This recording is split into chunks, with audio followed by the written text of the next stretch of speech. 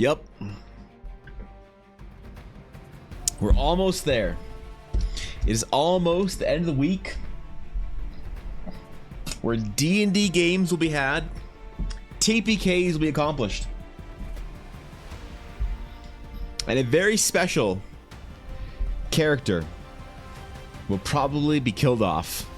Because you know what? That's what I do. Yep. Playing tonight, the last game with one of my groups. The very last. The danger is past. They have slain the dragon. However, don't think that you're ever safe in one of my games. Rocks can fall literally anywhere. I don't know, man. Maybe that's kind of mean of me, but I'm still going to present danger tonight. So we'll see what they do. We'll see what happens. Welcome back, everybody. Welcome back to the stream. Welcome back to the VOD. It is indeed. It's Thursday, right? I'm not fucking around. It is Thursday. Okay. I had the intro. Enjoy your sips. You can't scuff the intro. You're beautiful and your art, I dare say, also. L_. Thanks, man. Thanks, Crimson. Bro, thank you for the 29 months at tier 3. Jesus. That's a fancy looking opal there, buddy. How you doing, Crimson? How's work been? How's life been? Good to see you, bro. Was that busy? It's going on by long. Yes, it is a rare silence sip. I'm sorry for that. How you doing, Azura? Good morning to you, my friend. What's Patari? Zibzy, how's it going? Guapo, Jacob, Thorkin. Damn, everybody's here. Everybody's here. Yo, what's up, Garthin? What's going on, bro? Today, that's right, I'm finishing one of my D&D games off. It's gonna happen. Party all gonna die at the end. I feel like, you know, I've never had a D&D game where after the final encounter anyone's died. But I have had, I know this is gonna make me sound like an abomination, like a terrible person. The longest campaign I've ever had where I've TPK'd the party at the end was 3.5 years. It was through late high school, early university maybe, and the party went through the game. This is back in 4th edition, I think. I'm pretty sure 4th. And they went through the game. They did their thing. They claimed victory. They, you know, they went through. They made it all the way to the end. Like level 15, 16, something high like that. And at the very end, they did not defeat the, I don't remember what it was. I think it was a giant skeleton. I don't remember what it was though. It was a giant skeleton in like heavy armor with a big ass sword. It was not the last boss. It was the last boss's like thing that it summoned. So like the last boss was this like necromancer dude that was like hiding in a cave, and the party had to like kill his summon. And then after they killed his summon, I expected them to do whatever they want. Maybe they'll impale the little necromancer or take him prisoner, or I don't know what they were gonna do. And they didn't. We'll never know, because they died during that fight. The whole party got wiped. And like at the very end, they're sitting there. The last player is like, looks at their character sheet, looks back at me. They're like, I'm dead. I'm like, I guess that's a wipe, guys. I guess that's a full wipe. Sorry. They're like, so what happens? I'm like, your corpses rot into the floor, and your legend fades from memory into antiquity. Whatever happens to the world now, who knows? Maybe new heroes will rise up to save it. Maybe you were the last hope and the world is doomed now, but that's the end of the game. I remember my players just sat there staring at me, and I was expecting them to be really upset.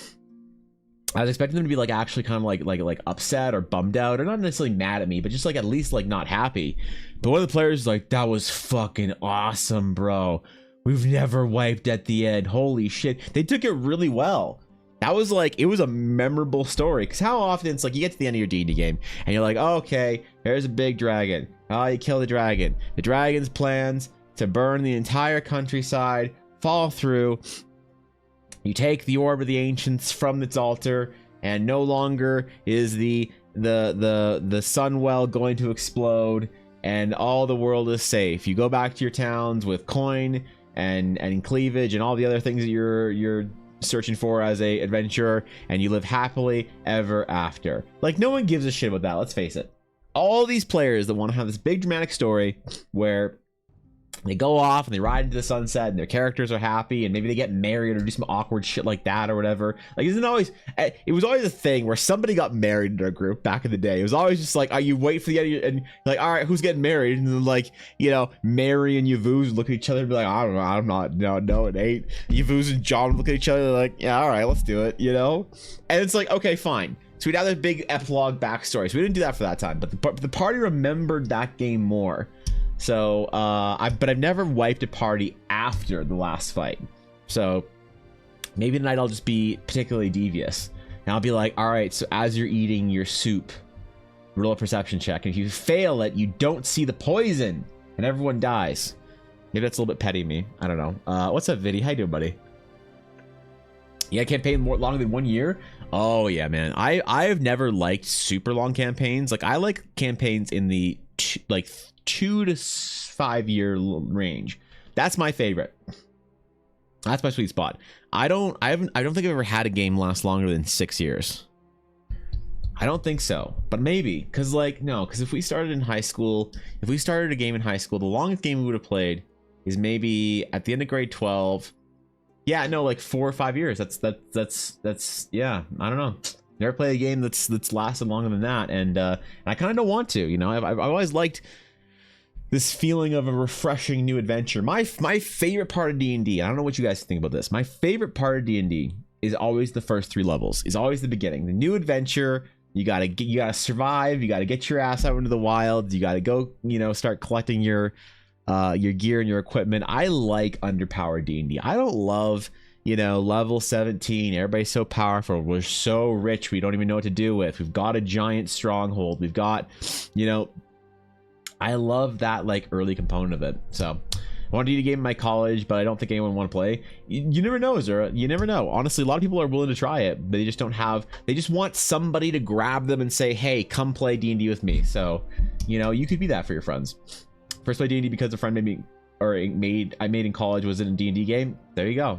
See, Garthan knows. I'll be here tomorrow. I'm going camping again. Camping at this late in the season? With these frigid nights, Jacob? All right, that's admirable. Maybe it's warm where you are in at night, but here it would be below freezing at night if I were to go camping. So maybe some people like fall camping. I don't know. I've never been a fan of it, but either way, I hope you have a great time. Camping season lasts the whole year. All right, I'm jealous. You can find people. I believe in you. See, Garthan Note believes in you. I believe in you, Azura. Whenever full party wipes happen, I want to do Afterlife Adventure. That is kind of funny to have, like, we had like a Seinfeld-esque, because this was back in like the early 2000s, a Seinfeld-esque Afterlife chat after the party died. So what's going on, Flower? Favorite part of D&D's theory crafting. Unfortunately, I am a DM. I like running low, not just playing, I like running low level D&D more. So level 40 starts stronger, but scales far more linear instead of exponentially.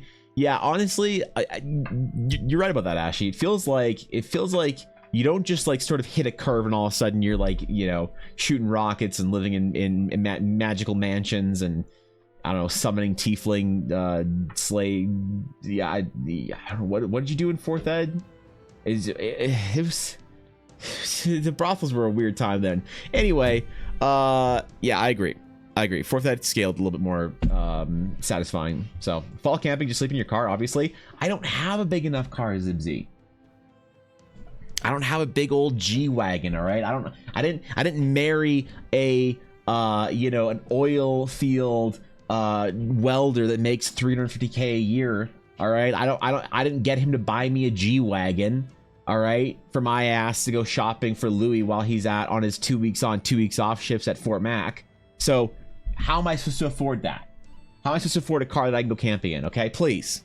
I stream for a living. If I could buy food in a month, that's a good month. So cars way colder than 10. That's impressive, actually. My first D&D experience was in undergrad and university. Couldn't believe how many people were in D&D. My grades suffered gloriously. Oh yeah, but you didn't care, right? Yeah, that's how you. Jesus Christ, Crimson, chill. It's too early for this. It's too okay. All right, thank you, dude. Thank you. Holy shit, thank you for the 5 subs. Bro, seriously, thank you for the 550 subs. I appreciate that. Damn, bro. He's bringing 5 people to the guild and saying, hey, now you too can be in the lamest adventures guild in all of Teleria. So cheers to everyone that joined. So I don't know. You're right. What am I saying, Crimson? I'm a fool, but still I'm deeply honored by the support. Thank you, Crimson, for 500 subs. You don't have to do that. I'm just happy you're here, but the support goes a long way, and I really hope you know that. So thank you, dude. Seriously. God damn. That was so specific. I don't know. Is it not true? Specific, but true. Winter tent. I optimize our car for fall camping so comfy. No, we don't have a winter tent. Actually, no, we do. Yeah, we have. We bought an expensive Kuma tent. We bought like a really expensive Kuma tent that's really nice. There was like a 3 season. So actually, no, it probably isn't winter. It's like more of a 3 season. It could probably do light snow, but it couldn't do like heavy snow. But even then, man, do you really want to go to fucking Kananaskis or Jasper or the Kootenai? Well, Kootenai be okay, you know, in the middle of winter or whatever. None of that shit, bro. I don't want, dude. We bought a propane heater for camping in July. All right, it's so cold in the mountains, man. We're going camping in November for Eldarcon pre-alpha version 0.0001 exclusive early access mod meetup, right? Yes, remind me to make Eldarcon 0 alpha badges, please. Yeah, because I need to do that before we get there. Can't lay down my car. I got a classic cotton tent. It's not specially designed for anything, but it's 25 years old. That's vintage, dude. I like that. Seriously. I do want to say that when I get my players to say that was cool or sick session, bro, it's such a great feeling. It is. You know what? I like DMing more than I like playing. Yeah, I don't know, man. I like DMing more than I like playing. So that's always satisfying when players say they enjoy the game. You know, it's always fun for me. So ran 2 games while playing in 3 at my peak in university. To my surprise, I still did get my degree. That's amazing. You know, like realistically, they say growing up is like, you know, all these different things or whatever. I think growing up, like I said this to a friend of mine when he was dating a girl who was like, he was like 31 at the time. I was like in my late 20s and she was 21. It was a big age difference.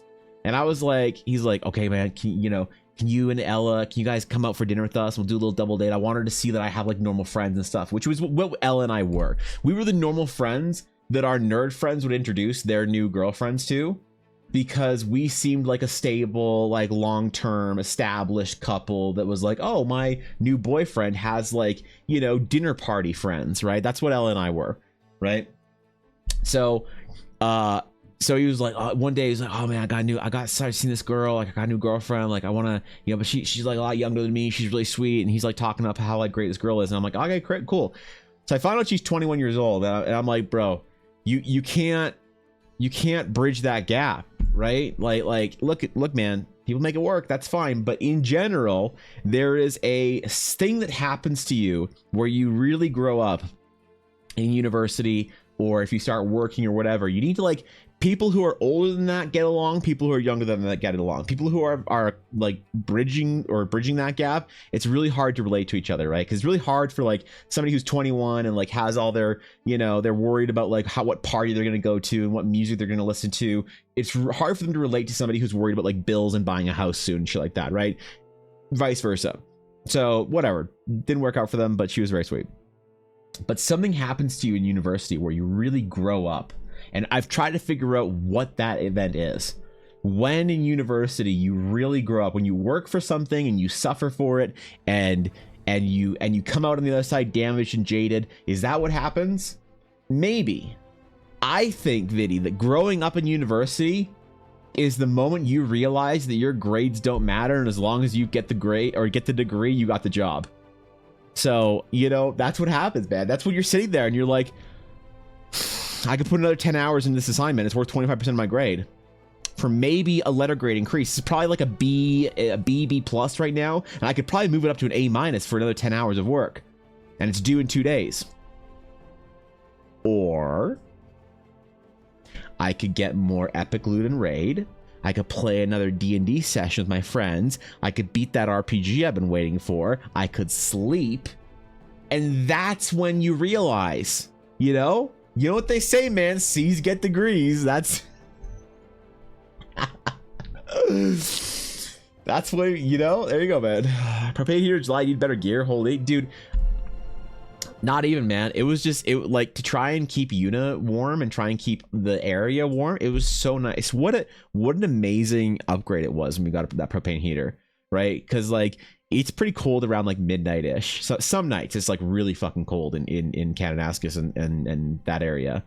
It was great. I'm super happy we bought it, honestly. And it's also nice to have, like, a backup emergency, because you know when it's minus 40 and the heat goes out for a day where we live in January. That's not good. And I wish I'd had a heater 2 years ago when that happened. So also kind of a bit of a backup thing. So I don't know. So you realize you're responsible for all your own shit in university. Yeah, exactly. And you realize you don't have to get good grades. You know, like I told the story before, but basically I turned down better grades to get a better portfolio. My group of friends and I, we had an assignment that was really, it was based on children's book, whatever, illustration. We were like, we're not going to do this. None of us want to do this. So what are the fundamental lessons in it, and how do we instead apply it to like a video game design project? So we told the teacher we were going to do this, or the instructor, and she was like, okay, but like if you do this, I'm going to knock you down like a letter grade, like an entire letter grade. Like, I'll still grade your designs and your whole process and whatever fairly, but like if you do this for a video game design project and not a children's book design project, I'm going to knock you down a full letter grade. And we all looked at each other like, okay, yeah, no, good. What's up, Meegs? And we're like, yeah, sure, okay, great. So we all took C's on that assignment or whatever.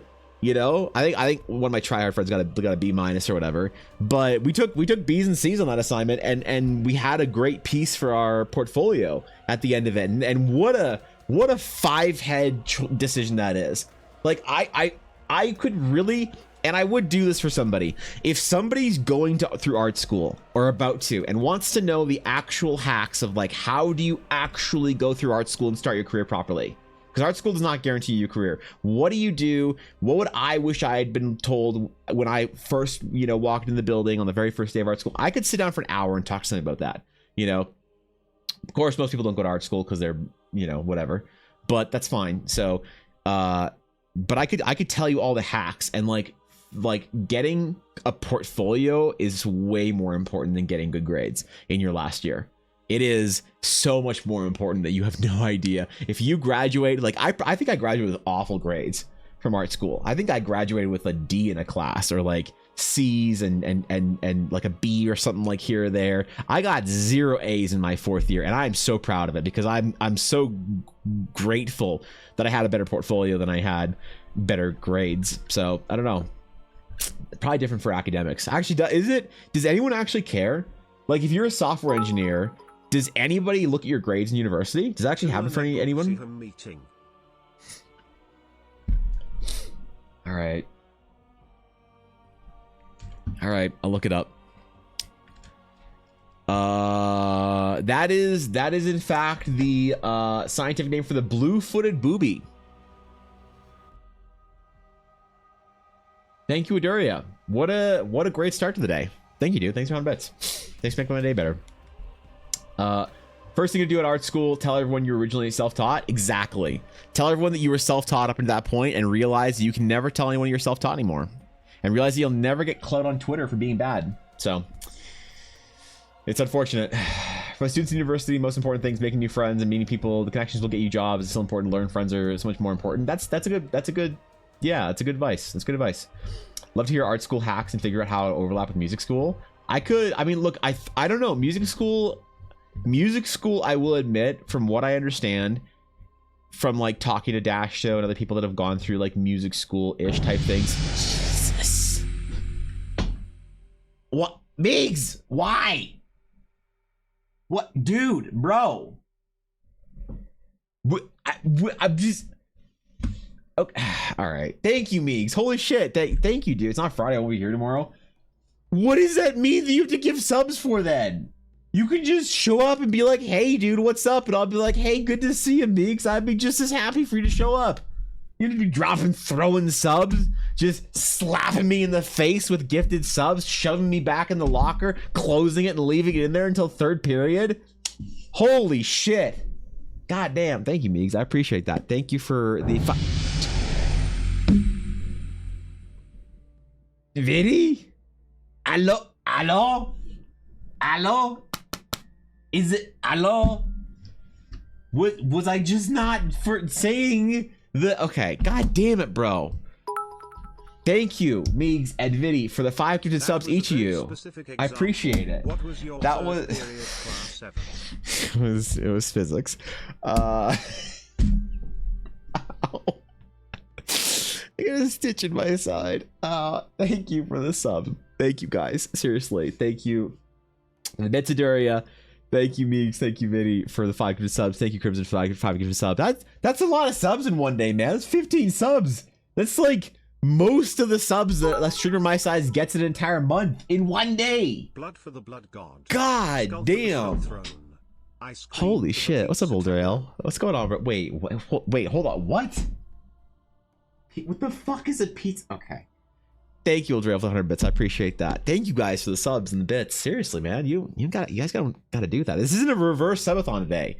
All right? The reverse subathon is not for at least a little while, okay? But I am going to be doing a reverse subathon sometime here. All right? I'm going to do the most Twitch streamer subathon I've ever done in my entire life. All right? It'll be a reverse subathon, and I'm holding Ella and Yuna hostage. I'm holding them hostage. All right. What I'm gonna do, I don't know. Should I reveal my plan, or should I? Maybe I should save it. Don't ask for the pizza taco. I'm sorry. You're right. Regardless, thank you guys. Thank you so much for the subs and the bits. I really appreciate it. Seriously. I mean, like, I know that it's like I don't want to sit here like fucking crying about it because nobody cares.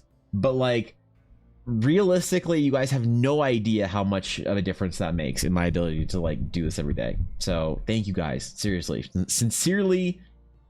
I really, dude, I'm trying to just say that I could just, dude.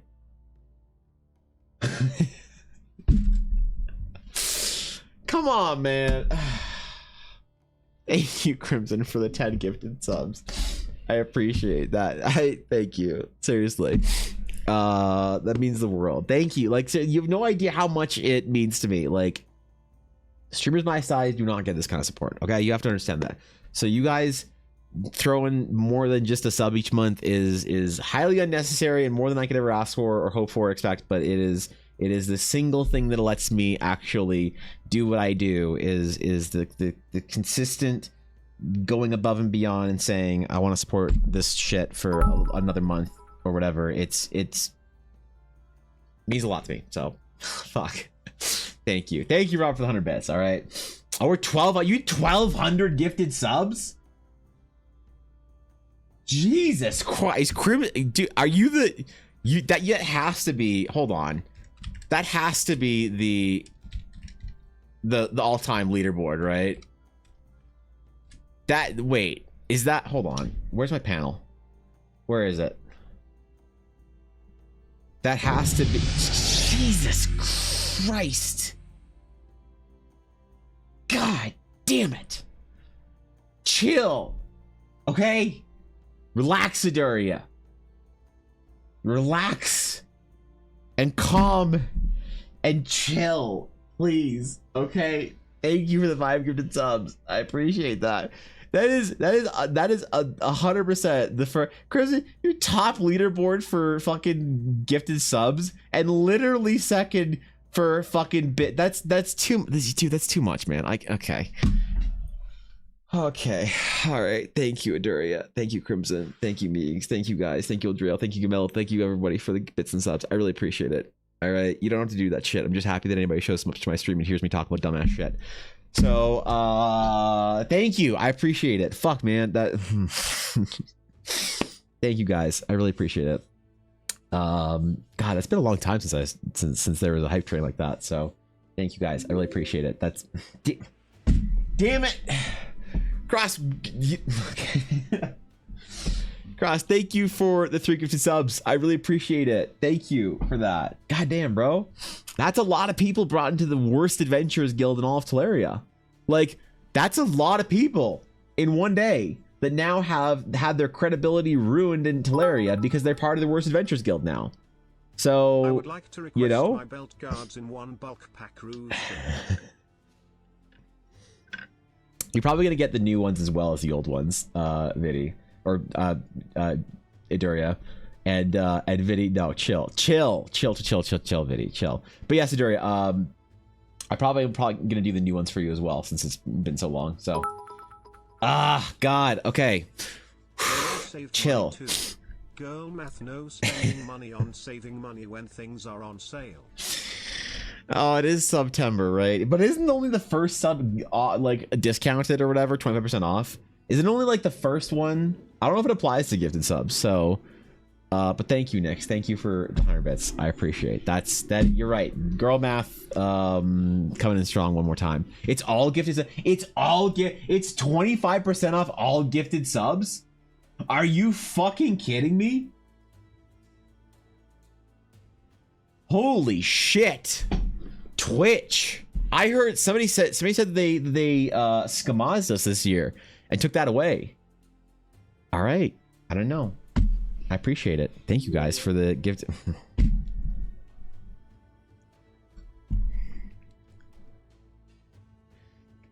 Thank you so much, Vidi, for the gifted sub to Project Evangeline. Thank you for gifting Project Evangeline a sub. I appreciate it. That's very kind. Okay. Pepe all right. half Evan learning about September on the 28th. I thought that it was Skamaz this year. I thought. All right. Thank you for the 100 bits. I thought it was a Skamaz this year. I thought September was like worth, because like last year was 25% off everything or whatever. I thought last year it was just hey, here's a bunch of subs, and this year it was like, how about screw you? Is that Vidi? Thank you for the gifted sub to the Galactic Sewer Carp herself. I appreciate that. That means a lot. You just find 3 more VTubers, and I'm sure you can get there. You know, just hit up Alma, fucking Lucy Pyre, Shy Lily. Why not just hit the whole thing? Hit the whole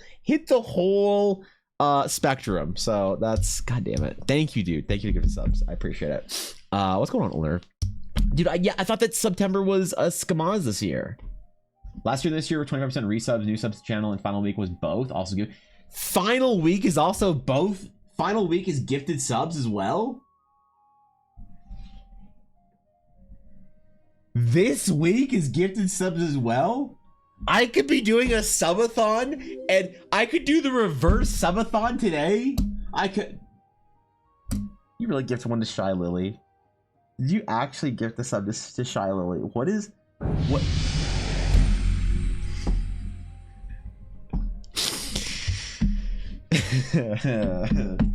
Thank you, Mitty, for the gifted sub to Shy Lily, and thank you, Aduria, for the 5 gifted subs. I appreciate that. That's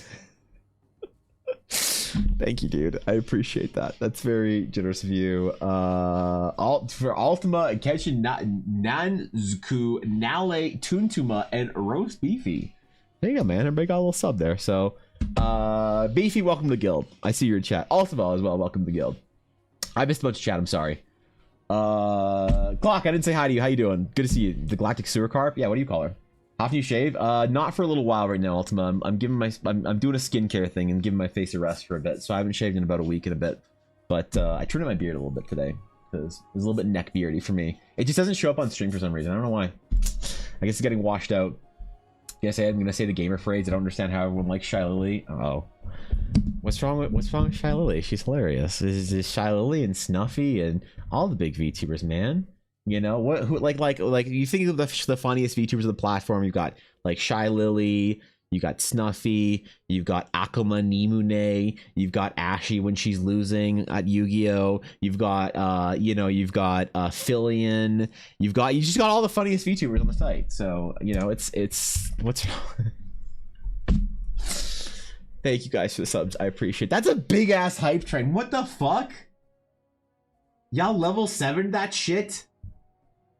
All right, thank you guys. I'm humbled. I had no idea that there was the gifted subs were on sale this week. That's amazing. So thank you guys for bringing more people into the guild. And just so you know, the ways the subathon or the sub sale works is I still get the same for the subs. So y'all just saying screw you Twitch, which is amazing. So thank you guys. I appreciate it. It's got all the Mistborn books at $8 in the garage sale. I think they're worth it, Roast. That's like most people say they are. So that is literally one of the only those that I ever enjoyed watching. You don't enjoy watching Ashley when she's losing? How you know that I've had a 10-win streak yesterday? I know. I heard you say I'm having fun. Come on, man. You know Ashley's having fun when she says the words "I'm having fun" while playing Yu-Gi-Oh. So, yes, thank you guys for the subs. I really appreciate it. That is more subs in one day. I hope you guys understand this. There's more subs in one day than my dumbass is supposed to get in an entire month. All right, that.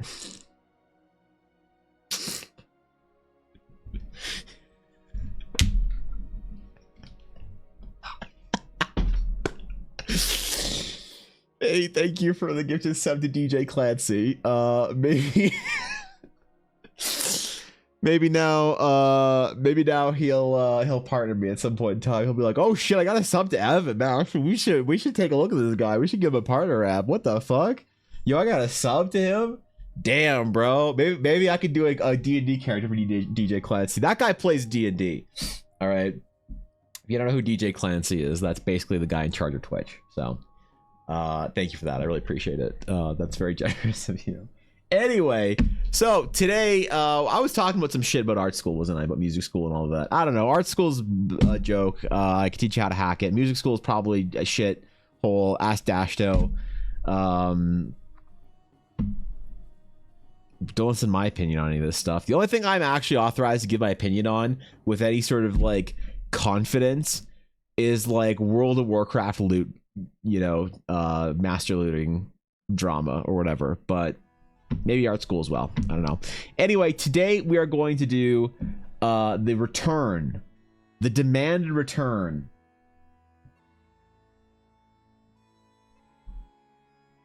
of TDC builds. Magic items. That's right. I need magic item cards and loot for my party coming up here. So we need to do some low-level magic items, and I'm challenging you guys today to assist me in coming up with some good low-level magic items that are more than one line of text, because I am so tired of this shit. You looted item, you kill the lich at level 3, you stabbed me, get in there. You wiggle it around and make sure everything in there is all mushy, and you pull it out, and then you smash the phylactery, and you've got the treasure chest. In the dark corner, the swirling miasma of the lich begins to coalesce into a dark chest of black iron spikes and skulls adorning them. As you approach it, the lid begins to slowly rattle. A purple ghostly light emanates from the cracks, and a chill runs down your spine.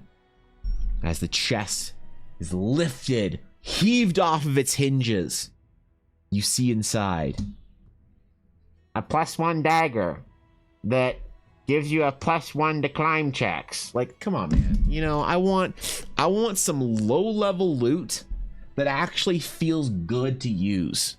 All right, because every time it's like, oh, I'm gonna put more than 3 lines of text on this magic item. It's some Papega raid boss item that you looted after impaling the vampire queen with her own fucking acrylic nails.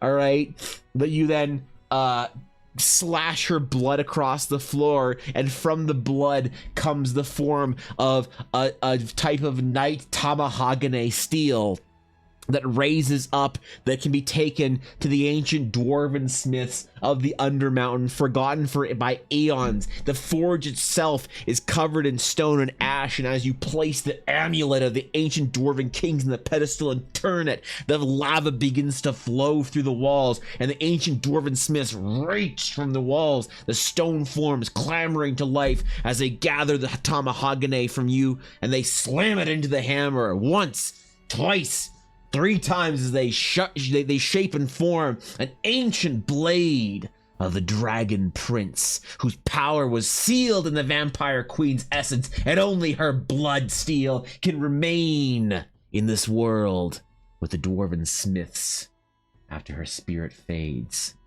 And presented to you is the relic, Murzabesh, the ancient Sunderer. The blade which once slew gods is now in your hands. But also you're level 20, so what? You don't give a fuck. You're like, I don't care, man. This is level 20. I don't need a fucking a new magic item. You know? Like, this is not, no. Why are you scrolling Tumblr?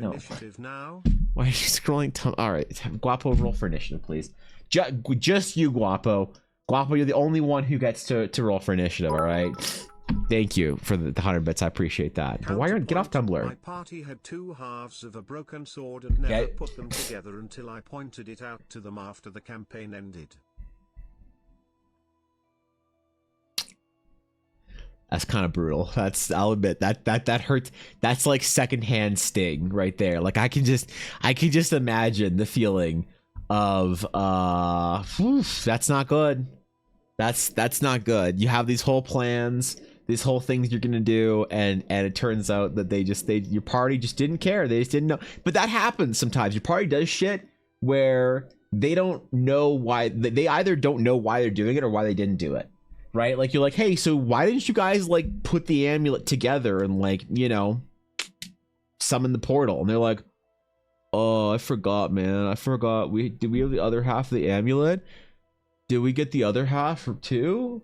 When did we get that? I'm like, when you looted the treasure chest in the dungeon, because you went down there to get the other half. They're like, oh shit, bro, I forgot, man. I was thinking about hentai, man. I can't believe I forgot. Or like my party last week, they get home from the fucking they get home from the adventure.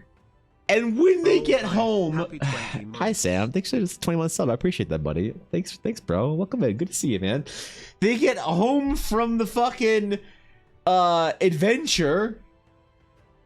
All right, and they're like, all right, we're back in town. We could go talk to the person that has the quest reward for us, or we could go talk to the evil guy that we are duplicitously double agenting from. And I'm thinking to myself, what the fuck are they gonna go talk to him about? They have nothing to go talk to him about. They're not supposed to. Did I say they had to go talk to him when they get back in town? I'm pretty sure I did. And they're like, yeah, we're gonna get back and we're gonna go talk to the evil guy. And I'm like, oh, okay, sure, yeah. You get in there, and the evil guy's assistant sees you guys enter the archaeology building and says, uh-oh, it's them. And she leads you back to his office. She knocks on the door. He isn't expecting you. The party's just like, okay, we're gonna get the one up on him. We're gonna surprise him, guys. We're gonna catch him off guard when he wasn't expecting us to come back. And I'm thinking to myself, he didn't know you guys were gone. What the fuck are you guys doing back here talking to him? Okay, whatever. And they like burst in the door. They're like, we have returned. And he's like, good to see you back. And they're like, okay. And then everyone was silent on Discord. Everyone was quiet. And I hear one of the players say, just out of game real quick, why are we here? Why did we decide to go talk to him? They're like, I don't know. I think we're supposed to. Were we supposed to be here? What were we supposed to talk about? Hey, Evan, what were we supposed to talk to him about when we got back? And I'm like, I don't fucking know what you guys are doing here. All right? Your dumbasses weren't paying attention. What do you want me to say? You're here. You're in his office. He's sitting there dramatically swirling brandy in his glass while expectantly waiting for you guys to deliver news of whatever the fuck you came to tell him. And they just made some shit up and then left, man. Like, it's one of those moments, right? Where your party's either not paying attention or forgetful or something, and you're like, you forgot to combine the sword? God damn. Oh, God, it hurt to watch. It was, but yours is worse, Vinny. Yours is worse. What the fuck is that dash though? Don't give me peepo weird. You went along with it. All right. Thank you again, Sam, for the sub. I appreciate it. That's 44 subs in one day. What the fuck? That's a big sub count. Holy shit. Thank you for that. I appreciate it.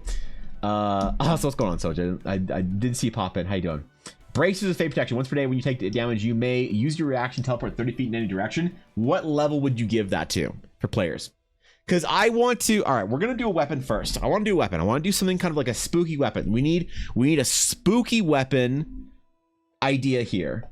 Because I want to do a spooky weapon item card for next month. So I want it to be something that's low level, that's usable, that you can give to your party, that is a +1 weapon, that you're not going to feel bad about, that you're not going to feel like this breaks the game or is overpowered or whatever. But I want it still to have some sort of a cool effect on it. We're doing a raffle or not? No, we're not doing. This isn't like a Friday thing. This is me. I need to do some weapon designs for Eldara. So but we need some ideas here. We need to figure out some ideas for cool weapon designs, so that I can give my players item cards next month, and it can be spooky. That's the whole idea. But I want to do like a sword or some shit first, and we'll do like a piece of armor after. And I need some ideas here, because I'm thinking about something that might, like, I don't know, maybe some kind of weapon design that gives the player holding it some kind of like a combat changing bonus of some variety, right? Like some kind of not really a modifier, but something that makes their moment-to-moment combat a little more interesting, you know? And I don't quite know what to do for that. So we might see if the design, if the design provides some of the idea or some of the inspiration for what it should be. But I don't know. I'm not particularly sold or stuck on anything today. I came to the stream having 0 ideas of what we should do. All right. I barely know what my own name is today. I had a new deadlift PR, or a new old one, an old new one, a new old one. I don't know. Not a lifetime, but since I got back in the gym, so I barely have any fucking blood flow in my brain this morning. So I don't even know what's going on. So we need to, y'all need to help me out today. How do I have an idea above, by the way? All right. Let's see, Thorgan. Hold on. Messages. Why do you have 9 mod comments? Why is it when I click on your fucking name to look through your chat history, why do you have 9 mod comments? Okay. How about axe and a hook? You can grab enemies within 30 feet and pull it towards you as bonus action or dex save or something.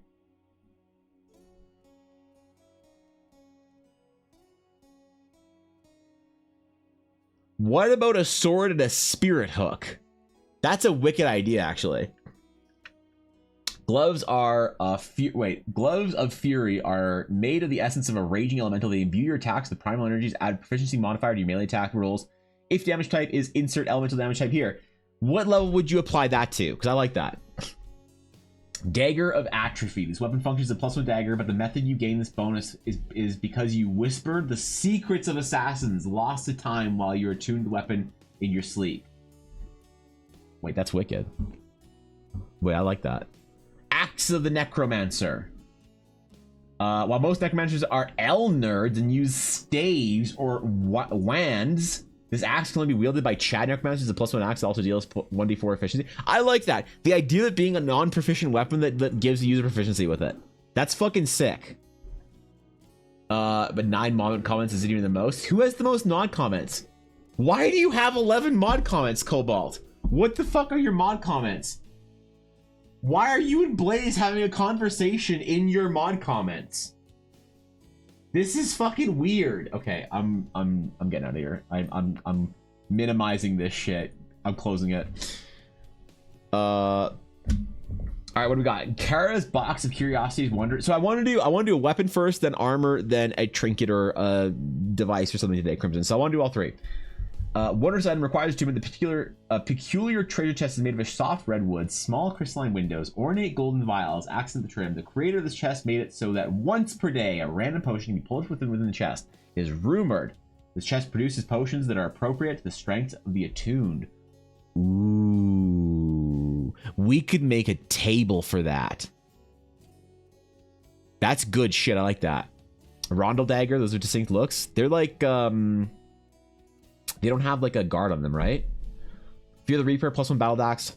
Once per day, the wielder can project an image of whatever culturally appropriate death figure into a creature's mind while bringing down the blade. Oh yeah, so you either see the Grim Reaper, or like Quetzalcoatl, or like Iron Mouse. Yeah, I like that. That's a good idea.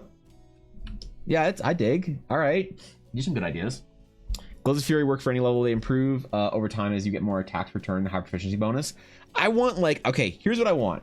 I want this item to have 3 different effects. One that is a combat effect, one that is a cool passive effect, and one that is an RP effect. I want those 3 things in here. I like the idea of it having a chain, like a spirit chain on it. I like Thorkin's idea where it has, because I can draw like a blue ghostly chain, but like with a cool hook beneath it or whatever, and it'll like grow, and that's a really cool idea visually to have the like spirit chain on it. So in combat, let's do this with the spirit chain, but I need another passive. I need something else that it could do, passively.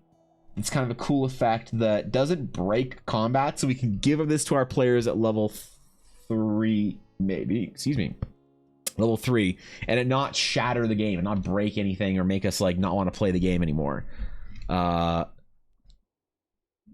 Whatever that would look like, I guess. Let's do like some markings on it. I want to do like I want to make it look pretty spooky and deathy, and kind of ornate. I like the ornate look to like necromancy items and undeath items. So they have like a lot of almost organic looking features to them. I find it very unsettling to have like organic, like almost floral elements to necromantic items. So we'll try and include some of that. So we'll do a short sword. Should this be a short sword or a long sword or a dagger? So we can take the design and change basically how big the hilt is. We'll be here all day, so I wanted to make sure you got that for later. Wait, go. Oh, for the trinket. Yes, thank you. I like that idea. Everyone, and to ask if you still have a PO box. Oda, the legend. What's up, dude? Thank you for the 3-year sub. Holy shit, Oda. Thank you, bro. I do. It's still the same thing. I think it's listed on. Where is it? It might be a command. No, where is it, mods? It's the same one that I've always had. Yeah, it's either on the Discord or I forget. Yeah, no, it's on the Discord, I think, somewhere, right? I think Ella uploaded it. But yeah, the address is on the Discord, and I do indeed, my friend. I probably always will, because if I'm mailing stuff out, like Patreon and like giveaways is one thing, but like sometimes I like have to mail something out to somebody I have like no idea who they are. So obviously I'll want to have a PO box. Because like somebody might win a giveaway for a set of dice, and they're in like, you know, Jakarta or some shit, and I'm like, who the fuck it? No, all right. So I like having the PO box for that. I'll probably always keep it. And I just paid the post like $300 for it this year, so I have it for at least another year. All right. So wait, dagger, short sword, or I think if you have a chain on it, you have to like. It has to be something that is swordy, not daggery, right? Small guard, chalky blade in the cross section. That's the rondel, right? Advantage on intimidation checks. That's okay. That's a great idea, actually. That's a great RP affix. Check title of stream, sees broken magic items, and then see the stream request non-broken items. Ask, I'm confused. Listen, we're starting off at a low level. We're trying to make a broken magic item for level 3s. Level 2s, level 3s. When we get to the high level magic item, which you might do the armor or the trinket or whatever, I don't know, then I want you to show off. Then I want to see just how much you can displease your local GMs. How much you can take from them without giving back in return. How many souls you can wound from the bodies of your players. If I could make some, basically the goal of the item, what is the goal of the item? The goal of the item is to make somebody on Reddit mad when they read it. I want some DM when they read this magic item to like adjust their glasses and, you know, fucking call their mom into the room or whatever because they're hyperventilating. I want some asthmatic ass looking D&D nerd to have to take his fucking inhaler. He's so worked up by how overpowered this item is. You can't have that at level 4. It doesn't scale properly. That's what I want. If we can make one asthmatic D&D nerd hyperventilate and need to take their inhaler. And it can't be Ella either. It needs to be a non-Ella asthmatic nerd. It would take a lot to trigger Ella enough to upset her enough to make her take her inhaler, but it could be done. I'm not saying it can't be done. I'm just saying it's not the goal. Alright? But yes, that is our current goal for the day. So, Sanguine Devourer. What do you mean Sanguine Devourer? We just talked about the Vampiric Tamahagane seal. All right, what do we got? An ancient sword believed to be cursed by a devouring spirit. Once a day, even in combat, the blade can be fed blood in any way. Oh, okay. The wielder is imbued with power and gains advantage on hit to creatures matching the blood type. The sword can expunge a portion of the devoured blood to deal bonus damage to the creature type once per short rest. It's a sippy cup. You made a sippy cup sword.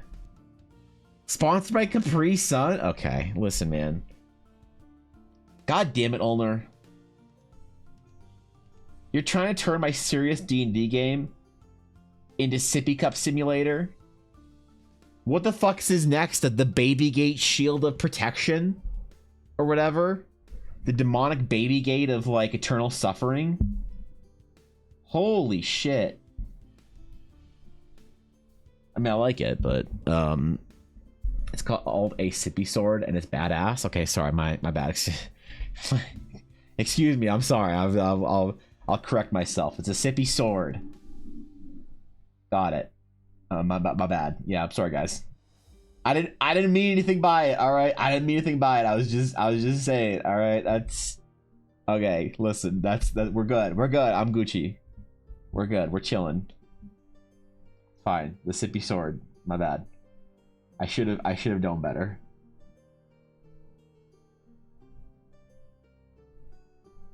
All right. We want kind of a skull that is being cleft in twain here. That has kind of a bit of fleshiness to it for our sword.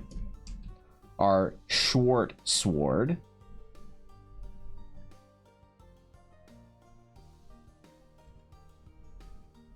And maybe we'll try and focus the next item on casters so we have something for everybody.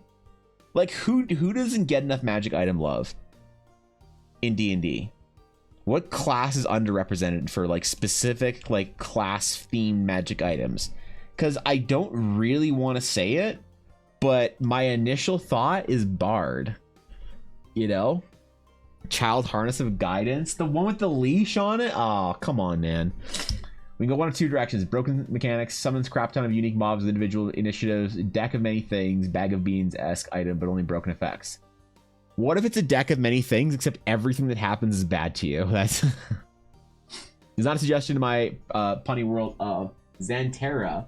There is a wondrous blade of Chaos Deity who does no damage, but will knock an enemy, regardless of size, prone.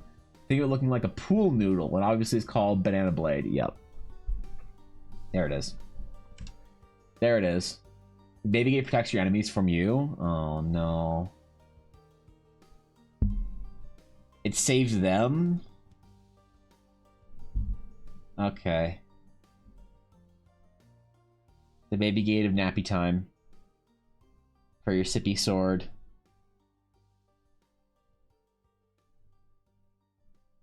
I get it. I don't like it, but I get it.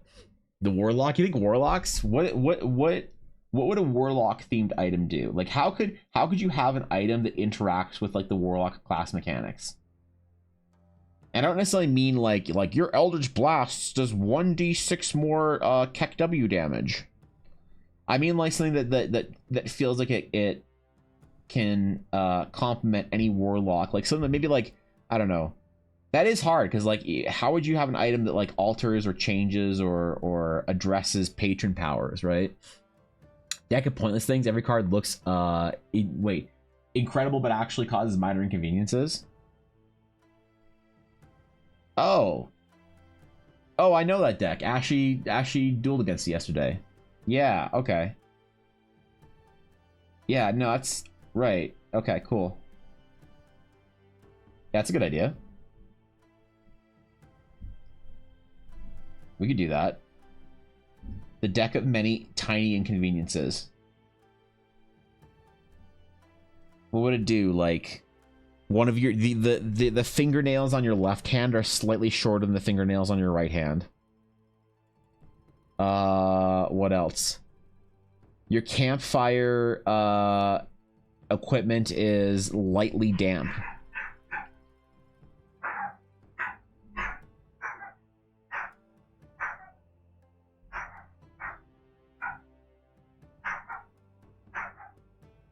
I think you just have a bad time.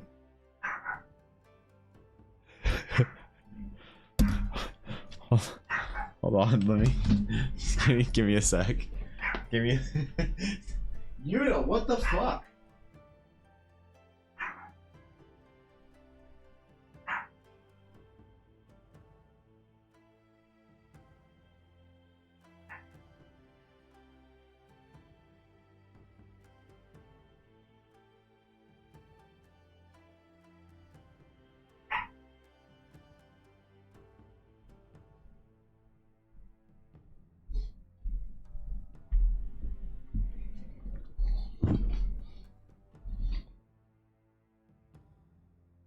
Yuna, would you like to apologize to the stream? That's not an apology. That's not an apology. That's not... Do you need to be baby moded? Did somebody walk by the front door? Are you mad about it? Did you have to let them know? Did a raccoon slam the front door or some shit? Did a deer get a little bit close to our yard? Is that what happened? Are you a guard dog? Are you tired now from all the guard dogging? Is that it? Wait, are you actually tired now? Did that actually wind you? Is this normal? Did you just want bellies? Is that it? Okay. What do you mean, perfect little angel? This thing is a gremlin. This thing is a degenerate, useless gremlin. She's not a good girl. She's not a good dog. And you know what, Yuna? Yuna, you are adopted. Yeah. We're not even your real family. We don't have to love you. You're adopted. Now what? Now what? Take you back, alright? Don't think I fucking won't. Why are you sound like you're snoring? Why do you sound like you're fucking snoring? You're awake. You guys hear her snoring?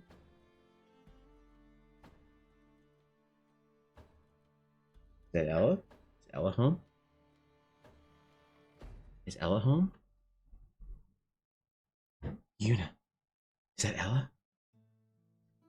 Where is she? Where is she? Yuna. Yuna. Go get Ella. Go. Okay. All right. Okay, I'm good now. All right, we're good. We're good. That's right. I told her she was adopted.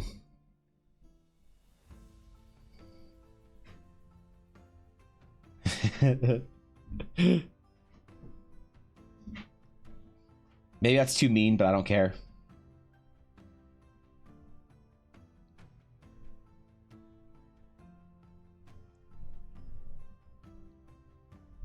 Some might say it's uncalled for.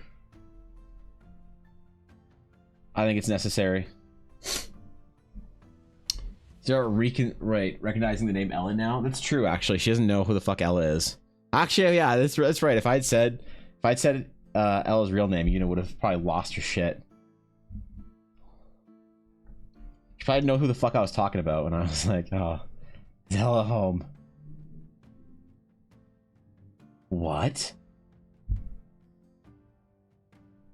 Ella's not Ella? That's not her actual name? I haven't read a friend a little while ago come to my stream, like an IRL friend. So I did my absolute best when I started streaming to make sure that nobody I knew IRL would ever hear about my stream. All right, I deleted my Facebook. I purged my friends from my Instagram. I did everything I could to try and keep my stream away from my parents, my friends, everyone. But I had one friend that I guess had me on Instagram. And it was like, bro, so what happened with you and like and Ella, you know, her actual name? I'm like, what? Yeah, cause like I heard you like, you know, you living with this girl like named Ella, like that's cool, man. But like, did you and like so and so, did you two like break up? That's cause you know you've been together for a long time. Like, no, that's just okay. That's her name on Twitch. Like what? I don't get it. Yeah, it's her Twitch username, Ella Blackwood. What? I'm like, okay, boomer. All right.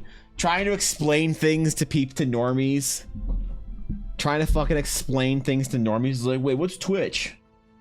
The site you watch me on. Okay. All right. All right. I'm not gonna get mad. I'm not gonna get mad again. I got triggered once. I won't get triggered by it again.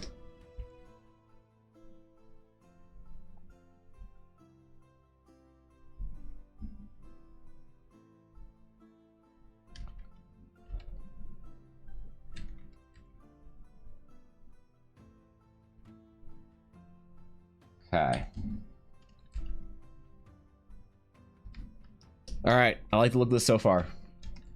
Now we need the actual blade portion. Okay, so we're gonna go with the chain component for one part. We're gonna go with the what else? We're gonna go with the intimidation for out of combat. Now I need another in combat passive effect. Something in combat that I can make combat more interesting but isn't overpowered, you know, something like, okay, so an effect I like to do for some of my caster weapons is I like to give the ability for the caster to make a melee attack at range. So imagine a dagger, you just like slash through the air and it like cuts or forms a cut on the target. Things like that. It doesn't break combat, but it makes it a little more interesting. Something that can work with melee short sword users. Because who would use a short sword? Not your fighters, not your paladins. I guess your rogues could use a short sword. Who else? Who else would be using short swords? Not your clerics, unless we were to give it proficiency. To say, like, I don't know if we could word it so that, like, if you're a cleric of, like, the death domain, you could get access to this weapon or whatever. That seems a little whatever, though. That's not a cool effect. To me, anyway. Getting my windows replaced over the past couple of days, and the builders found out on a VTuber. The only part I have to explain was the VTuber part, nothing else. Incredible. That's amazing. That's actually amazing. If people know what the fuck a VTuber is, or like at least the streamer portion of it, that's like, how do you explain, Ulner? How do you explain to people? So I've always wondered this, but I haven't actually talked to my VTuber friends. I haven't asked Ashy, Ama, Fishy, Linny. I haven't asked anyone. How do you explain to a human IRL, a person that like watches sports and the Bachelorette or whatever, somebody who like watches Big Bang Theory unironically and collects Funko Pops? Like, how do you explain to a normie what VTubing is? Or do you just say fuck it and just don't? You're like, yeah, so it's just like this anime avatar that is like me, but when I move the avatar, like, fuck it. You know what? I do OnlyFans. That's just easier. That's because whenever I tell people I stream, there's at least a 30% chance if they're a normie, they think I mean OnlyFans, which is amazing to me. That is what people associate. I didn't think that was such an issue until it started happening. Like, it happened like the second, third, the fourth time, and I had to explain it to people, and I realized, wait, so I just started saying YouTuber. People know what that is. I just don't use the word streamer anymore when explaining it to normies. I say YouTuber, and they're like, "Oh, YouTuber! I watch YouTube. You're like Jack Septic Guy." I'm like, sure. Or they'll say what their favorite YouTuber is, and no matter what it is, I just always agree. Oh, like this girl I watched that does makeup tutorials, Michelle Pham. Like, yeah, exactly like that, you know? And Ella was not Ella, not that it matters. Odd to realize I never had that fact consideration. Well, her character, like, when Ella was making her Twitch channel, she was like, shit, what do I call it? I was like, I don't know, what do you want to call it? She's like, I'll just name it after my D&D character. And her D&D character at the time was Ella Blackwood. And so she was going to change her Twitch account, her Twitch name, based on what her current D&D character was at the time. And then she realized it's too much work and didn't care.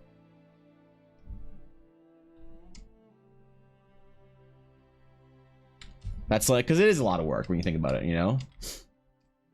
And to explain my work is annoying enough. I started explaining the editing part, and Dad cuts in and says I make YouTube videos, people. I can't even imagine starting on VTubers. Yeah, I don't even know what you'd say, right? Would it be handy to give it a debuff ability, like when it hits a target, the target will be vulnerable for slashing, piercing attacks from around. That in addition to the hook, I mean, I'm not against it. I just I wonder if that's too powerful for like level 2 or 3, but I kind of like that, actually, you know? Or like a wound that doesn't heal or something like I like the idea of that about Sienna, where the wound is like somehow more permanent, you know? Content creator who broadcasts my work live to an online audience. I don't know why. I don't think I could ever say the word content creator. I don't think I ever could. I don't know why, Viddy. I don't think I qualify, to be honest. I think I'm too scuffed for that. When I think of a content creator, I think of like somebody who is like put together, you know, and like has a point to what they do. You know? Somebody who doesn't have to ask the question why, or answer the question why. Because I've had to answer that question. People were like, oh, so that's cool. Like that's cool, but like, why do you do that? I'm like, I don't know. Okay, sure. Yeah, great. Hey, hope you're having fun. No, I am having fun. Okay. No, I didn't say you weren't, you know? That seems far too official for me.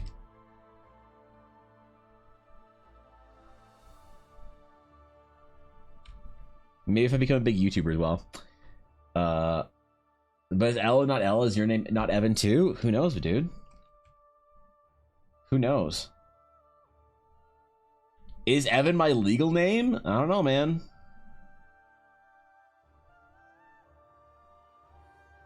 I guess you'll never find out until I get an IMDb. And I'll be like, local artist known as online as Evan Blair. You make content? What content do I make? I just stream, bro. I don't make anything of permanence besides like a clip of me ranting about druids once in a while. Influencer? Yeah, I'm trying, Dashto.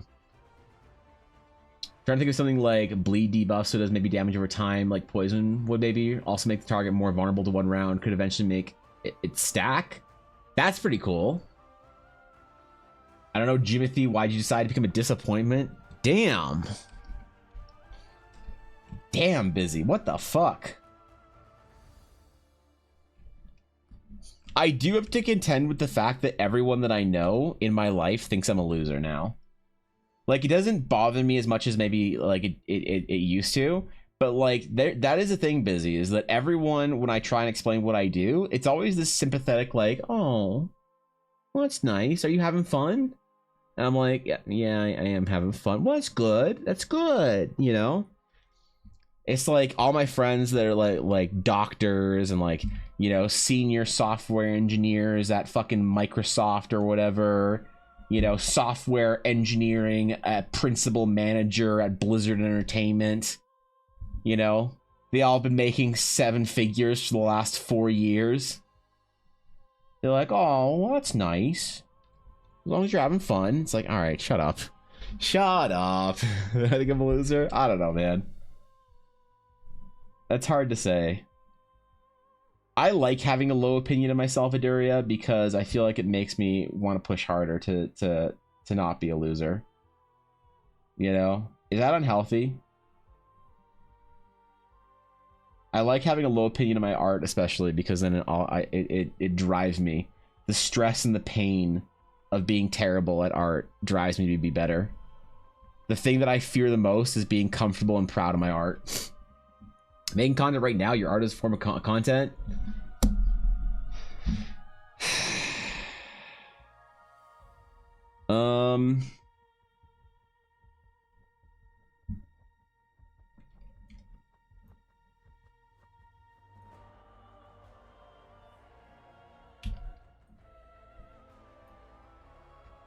Now it's content. Now we've made content, boys. If you want to know how to make content as an artist, this is how you get content.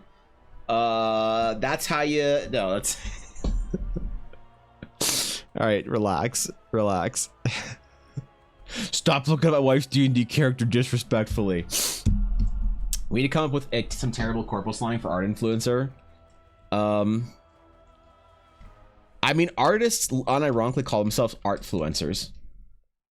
The kind of person that refers himself as an artfluencer is also the kind of person that refers themselves as a fitfluencer. You know? So, I don't know, man.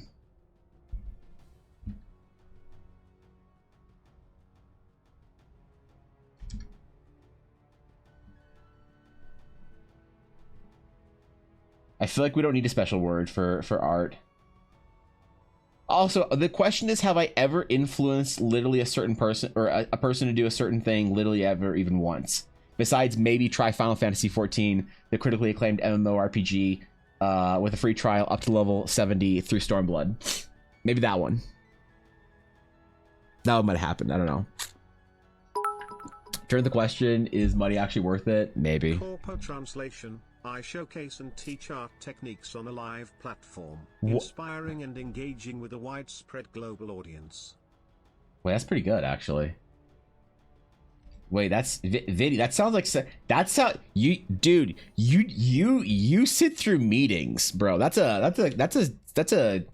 bro. I like that's corpo on a level that like I thought only Steph could achieve in our guild. I didn't realize you were so corporate. That's pretty good, man. I'm impressed. I'm actually impressed. I like the word engaged. That's pretty good. Hire you to be a corporate spokesperson? Yeah, exactly. My in-laws think streaming is just... Oh, wait. Hold on. I got... Streaming's just a small hobby. We tell them we can't... We have a stream, and they're like, can't you just cancel? Oh, yeah. That's... Yeah, yeah. Like, thankfully, my, like, parents, they understand that. You know, and anyone in my family gets it. Like my family thinks I'm a way bigger success, like way more important and successful than I actually am. My dad is so impressed with my follow count. It's amazing. Every time I feel bad about myself for not being like a better streamer or whatever, my dad's always like, son, did you see you hit 3,400 followers on Twitch last weekend? And I'm like, no, Dad, I didn't see it. He's like, that's 3,400 people. I'm like, that's a lot of people. Okay, yeah, all right, thanks, Dad. He's so supportive of me, man. He's always so excited about it. And so is my mom. And actually both of their spouses are pretty cool about it too. So I'm very lucky that my family is very impressed by me. But all my friends and yeah, and like colleagues and contacts and people that I used to know in life and stuff, they all think I'm a loser. But it's okay. I don't mind it.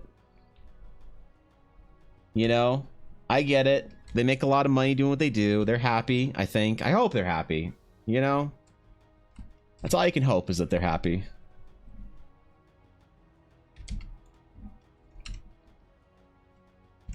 Alright, let me do a quick... Let's do a quick little design here.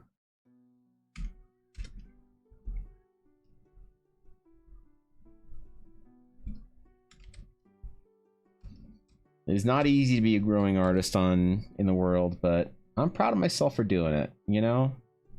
I'm proud of myself for working for myself and for trying to do my own project. I think at the end of my days as an artist, I think I'll look back and be happy I chose to try and do my, even if Eldara never becomes a thing that anybody cares about, even if nobody wants to play in the world and I publish adventures and it doesn't do well, I think I'll at least be happy that I did it for myself, you know? Meanwhile, my friends working at game dev jobs doing art are crushing it, making fucking millions of dollars over their lifetime. I think I'll still be happier. That's why I do it, man. I don't regret it. I don't think I'll ever regret it. So, you influenced me to go to art school and follow my dreams. I saw you and thought, hey, if this guy can do it, anyone can. There you go. Exactly. See? There you go, dude. That's right. That's my only message. It's like, dude, I am an untalented, hacked failure of an artist, and if I can get through art school and draw some booba for Twitter, so can you. These great corporate top, I'm impressed, man. Out of 10k words that come up with my mouth, at least 50 of them are confident. That's a lot, dude. Because like, if you count the amount of words that I actually probably say in a day on stream, it's probably a lot. I probably speak a lot more than most people, and it's all garbage. So that's pretty good, actually. You know, 50 words out of 10k is that's great. You're batting above the average, I think. And that's what makes Vidya a great streamer.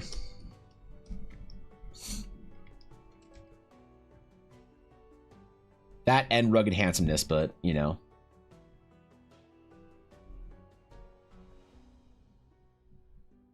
Like I've always said, the only thing that make Viddy more ruggedly handsome is a lip scar. But we all know how I feel about that with Baldur's Gate.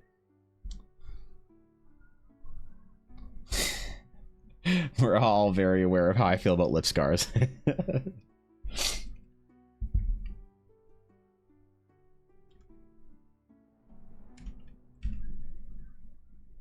All right, I don't think we'll paint these in today because I want to get a bunch of different designs done for a bunch of different ideas and designs. I think I want to like write down what the item does, and I might, you know what I might do? I might finish this as part of a YouTube video, because I haven't been very good about filming YouTube videos while streaming, but I need to, because my editor is anticipating and awaiting eagerly for me to do literally anything that I can make into a YouTube video. So I kind of want to make it into this cool, like, chat builds items thing.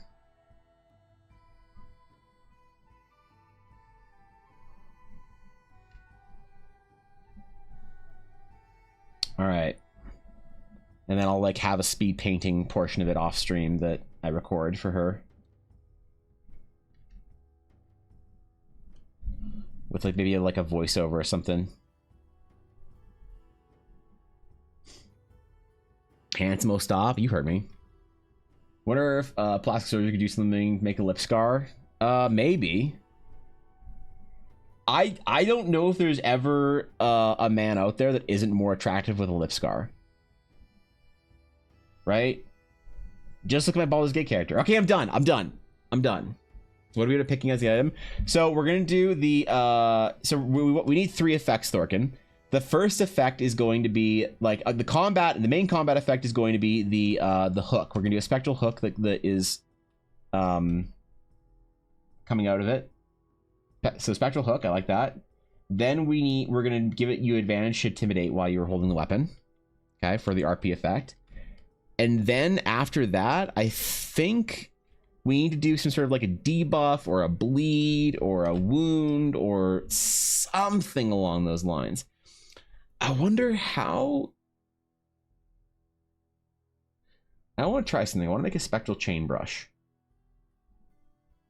I'm going to try something here, okay?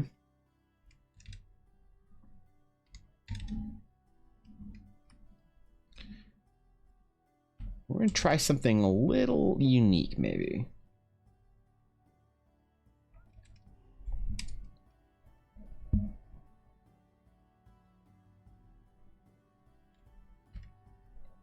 So yeah, we still need one more effect for the item.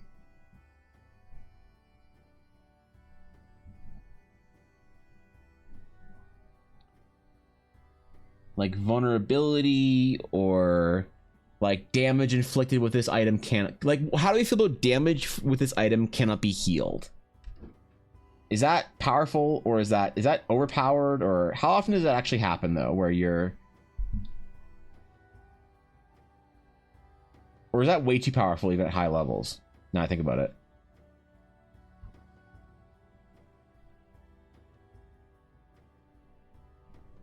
Or like maybe you cannot gain temporary hit points while affected or while damaged by this weapon, or something like that.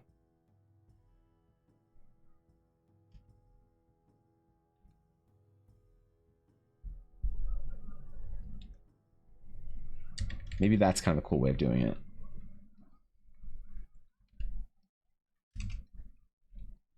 Oh, this needs to be thicker. Right.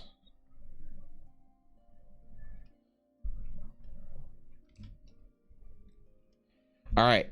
Okay. I want to try this. So we're going to find pressure preset. We're going to call this, or we're going to chain it. So we'll space it out. We'll flip it.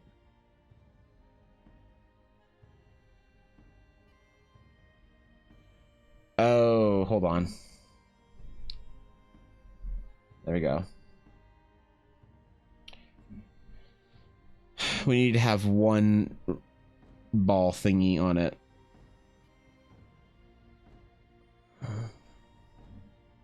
Shape dynamics, control, pen pressure, minimum diameter of like 65, angle jitter, direction.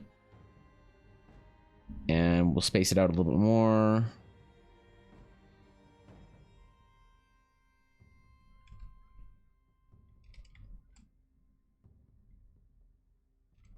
Wait, what?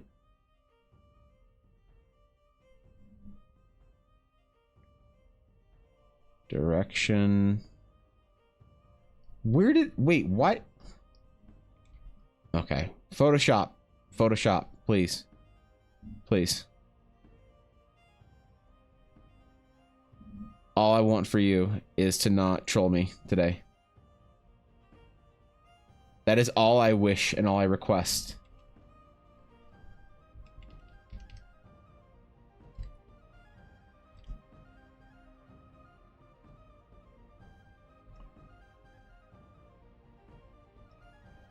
That's all I desire.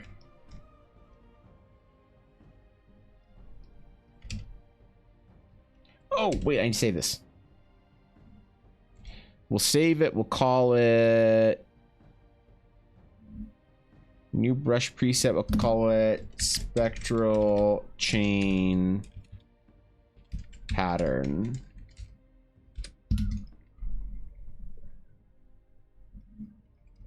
Okay. Now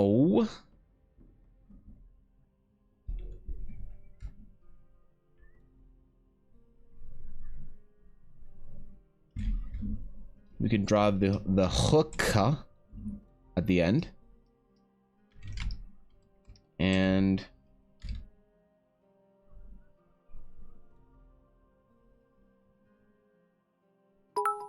there we go.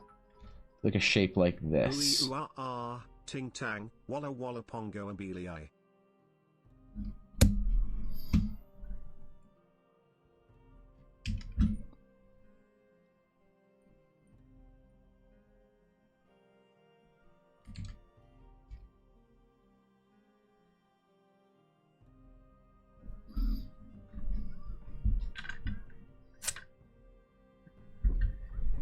That's a good one. That's a 9.8. That's a 9.8. That's a good monkey. That's solid monkey. Excellent. Yeah. That's about as high as you can get. That's good job. That's good monkey. All right. Thank you, Daria. I wrote bleed something last week. Let me go grab bleed effect for blood hunter range subclass. It's too long to throw in stream topics. All right. Let's see. Level 3, you hone your skills to strike an enemy's vital areas with deadly precision. When you hit a creature with a weapon attack, you can use bonus action to rend the target, causing grievous wounds. The target, well, these are you had me at the first World of Warcraft spell effect. You didn't need to do another 2. The target, no, these are our warrior names. Just say deep wounds and you have me. Target immediately takes 1d8 necrotic damage and must make a constitution saving throw. Failed save, they suffer persistent bleed, taking additional d8 necrotic damage at the start of each turn. Lasts for a minute or until they regain any hit points. Ooh. Maybe, you know what, actually, what about a single turn bleed? Because I'm trying to think about fitting it on a magic item card as well. That's a really, I really like the necrotic bleed. What if we did it as a single turn effect? That could be kind of cool thematically, actually. You know, WoW and LoL get heal prevention, like gray bar that needs to be healed before they healing happens. That could be like that happens in LoL? Really? A healing absorb that actually happens? Oh shit, I didn't know that. How does Kled shield work? I don't understand Kled's health bar, Thorkin. Please explain to me Kled health bar. Each attack gives a -6 hit bonus HP to the target. I like the bleed, honestly. I like the idea of a necrotic bleed for a turn. So they need to perform a saving throw, and if they successfully save on their throw, they don't necrotically bleed, but if they fail to throw a save, then they bleed necrotic ooze from the wound.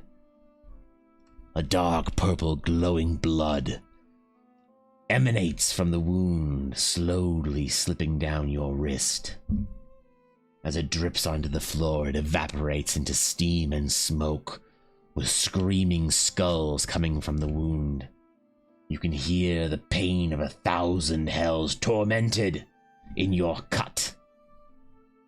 Until the next turn, in which case it's good after that. We Gucci.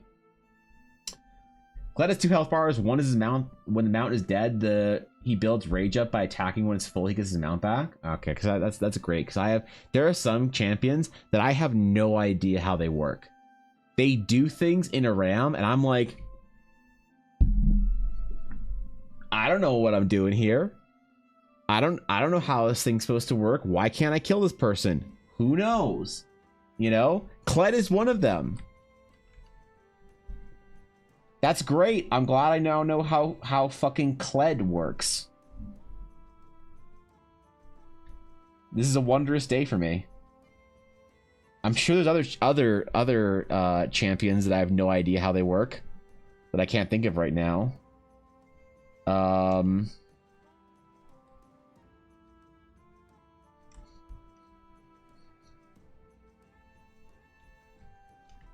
right, this is good.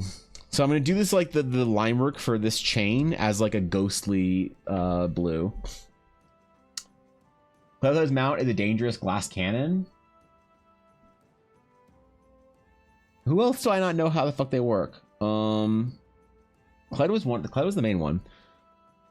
Also, the Bloodthirster item gives you temp HP shields for any life stealing you do that's over 100%. Interesting. That's right. Yeah, but like that gives you that's what oh yeah, but isn't it a yellow bar? I didn't realize a gray bar was like a healing absorb thing. Which heroes do, or which champions do the healing absorb bullshit? I'm trying to figure it out. But I can't recall seeing a healing absorb thing put on anyone.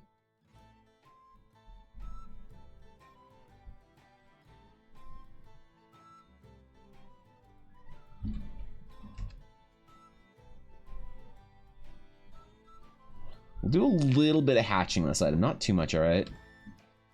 Just a little bit like we did. Yeah, just a tiny bit, okay?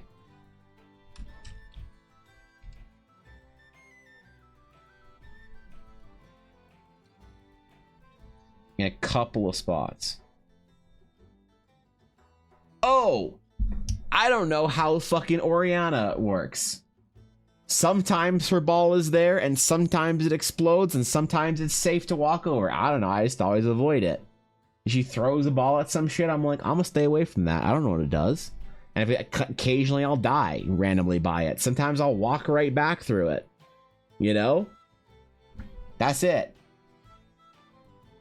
No idea how that champion works, I just stay away from the ball. Can she do stuff outside of the ball? I don't know, maybe, you know? I know how Aphelios works. I actually like Aphelios. The only thing that I don't know about how to play Aphelios is the best combinations of his weapons. I know you're supposed to like deplete one weapon, then use this, and then you have like, you just like sync your weapons, so you always have like life stealing whatever, or this, that, or however it works, but I don't know what those combinations are supposed to be. I'm not a very good ADC, so. Yeah, Oriana, no idea how she works. Oh, you know I also don't know who works? Is Kiana. Can she turn invisible? I don't fucking know. What's the line on the wall? I don't know what that fucking means. To be fair, I don't know what any line on any wall means. I don't know what Viego's line on the wall means. I don't know what Oriana's line on the wall means. I have no idea how Sienna fucking ult works. There's so much shit that I don't know, man. It's an object she can throw from multiple angles. All right, that makes sense. Oriana ability goes through her ball so she can move it. Otherwise, she can shield with it, damage, or ult when she explodes it. You know how Aviana works? I know Aviana works. I don't like playing Aviana. It's a lot of micro that I don't enjoy. Is there a way to get ADC not back into a fight when I just got them out of danger when it's 2v5? Maybe. Stop playing Soroka and you'll find out. Makes you feel any better, Evan. I never launched League in my life, but I like Kindred's lore. Kindred's lore was basically that she was sad, right? And handled her emotional damage by buying a cat or a dog or whatever. Isn't that how Kindred works? Because I know there's some weird lore in the game. I know like Kindred is a sad, crazy cat or crazy dog girl. I know Aphelios has a sister complex. The kid that rides Nunu is like probably dead or something, or whatever. I don't know. There's like some creepy shit in that game. Not playing Soroka is not an option at this point. I'm 1.6 mil mastery points and there's not going back. All right. Okay, fine. I'll bust out my Star Guardian Soroka skin for you next time I play her. She's a personification of death, if I remember, who split himself into two pieces so he wouldn't be lonely. Oh, so exactly what I said. No, we said the same thing, dude. Kiana's abilities depend on elements around her, but yeah, she can stealth, push back, and avoid the wall at all cost. What was the other one? I don't know what Viego or Kiana wall does. I don't know what those walls are. So whenever I see Kiana or Viego wall, I just walk away. I just fucking walk away, dude. I don't want anything to do with it, man. I don't want to know. I just walk away. But what I know about Viego players is that every single Viego player thinks that they're at least 30% smarter than they actually are, so you shouldn't actually be scared of Viego players. Viego is stealth, Kiana is a wall of death. Oh, okay. I won't touch either then. I'll be touching no walls then, thank you.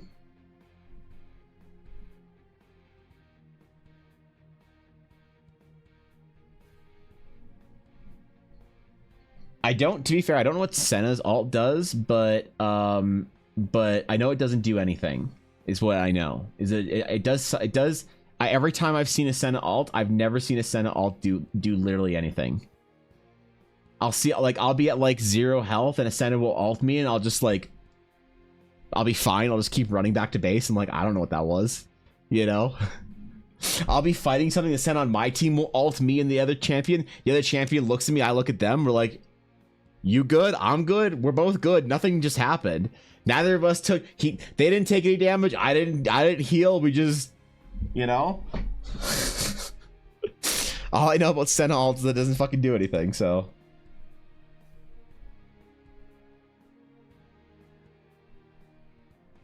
Oh, Ezreal, Thorkin. I don't know how Ezreal works. Like, I know how Ezreal's abilities work. I don't know how Ezreal players work. Like, what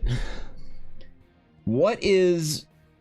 what's the best way to put it? Like, what's wrong with you if you play Ezreal?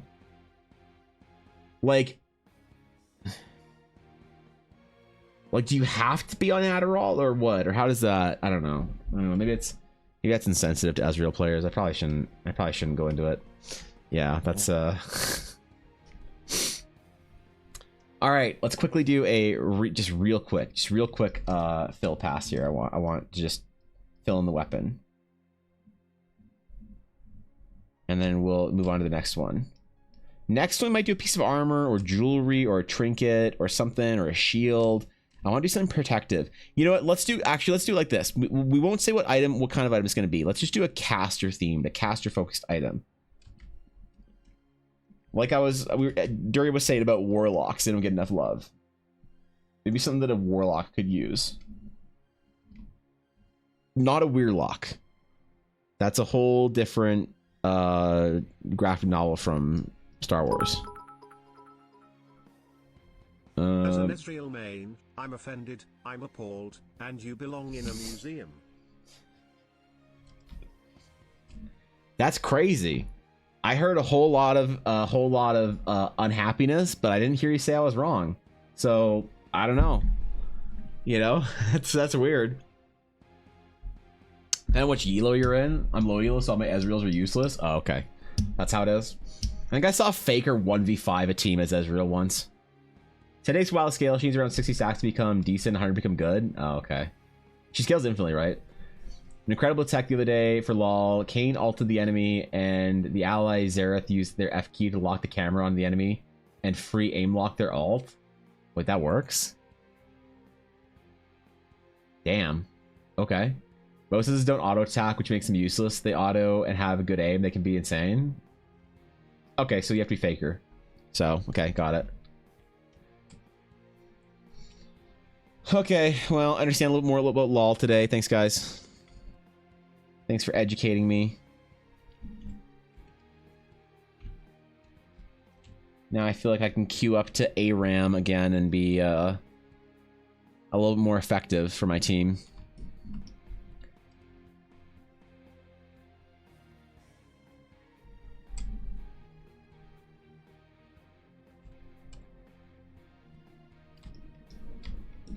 All right, our first item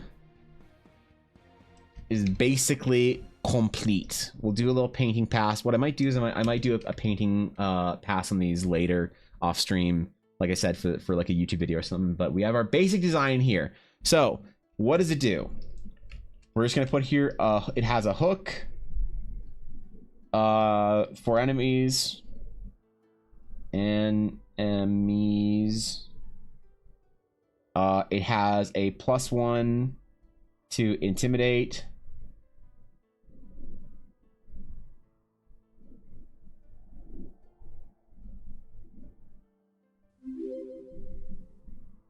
All right. And it has a necrotic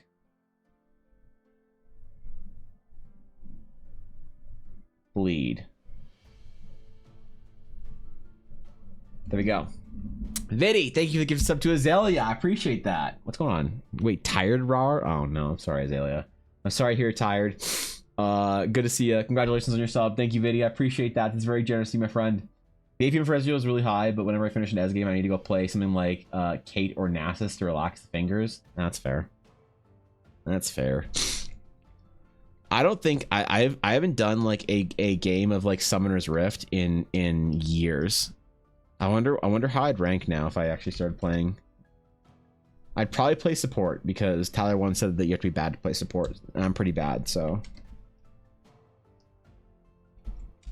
All right, item 1. What are we gonna call this? We're gonna call this. Oops. Sword of Death Chain.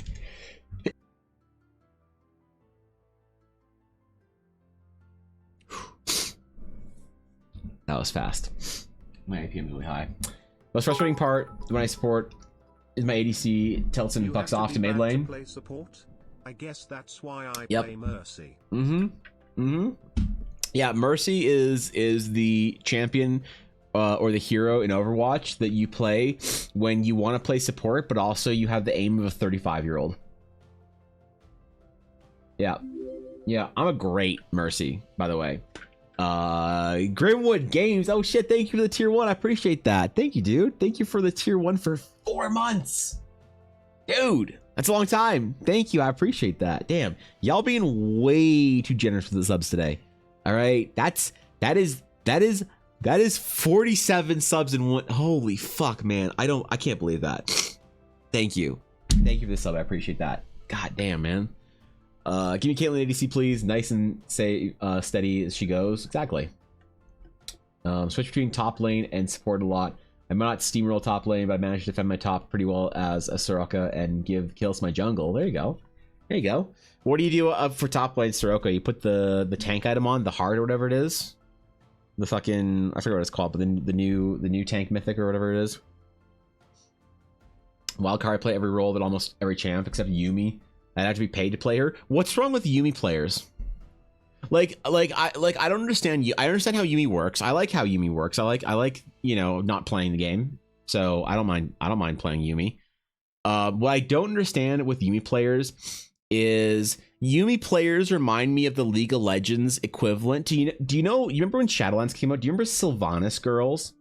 Like the girls who would react to Sylvanas doing anything in any cinematic with their Sylvanas leggings on they bought from the Blizzard Gear Store 4 years ago, and their Sylvanas hoodie that they had from the Blizzard Gear Store or BlizzCon store like a couple years ago, and they have the Sylvanas makeup on, and every time Sylvanas did everything, they'd be like, yes, queen. Yumi players remind me of that, but for League of Legends. So I sympathize, but I don't understand. I'd be curious to ask a Yumi player and be like, so what's wrong with you? Are you okay? You're obviously not okay, but like what's not okay with you that makes you want to play Yumi in League of Legends? That's Yumi's worse than Yasuo and Yasuo 2. Hey, don't talk about Thorkin like that, Vinny. Come on, Vinny. We can tell jokes. We can't single anyone out here like Thorkin and shit talk him specifically like that. Okay, come on. That's rude. That's just trying to be hurtful at that point in time. Your sister was a Sylvanas girl? Oh, I'm sorry to hear that, Thorkin. Well, we love our family regardless. Okay, Sword of Death Chain. Next, we need, okay, this one we're going to do as a caster weapon, caster item, whatever it's going to be. We need to do something for, what the fuck? What the fuck? What layer visibility? I'm so confused. Okay, there we go.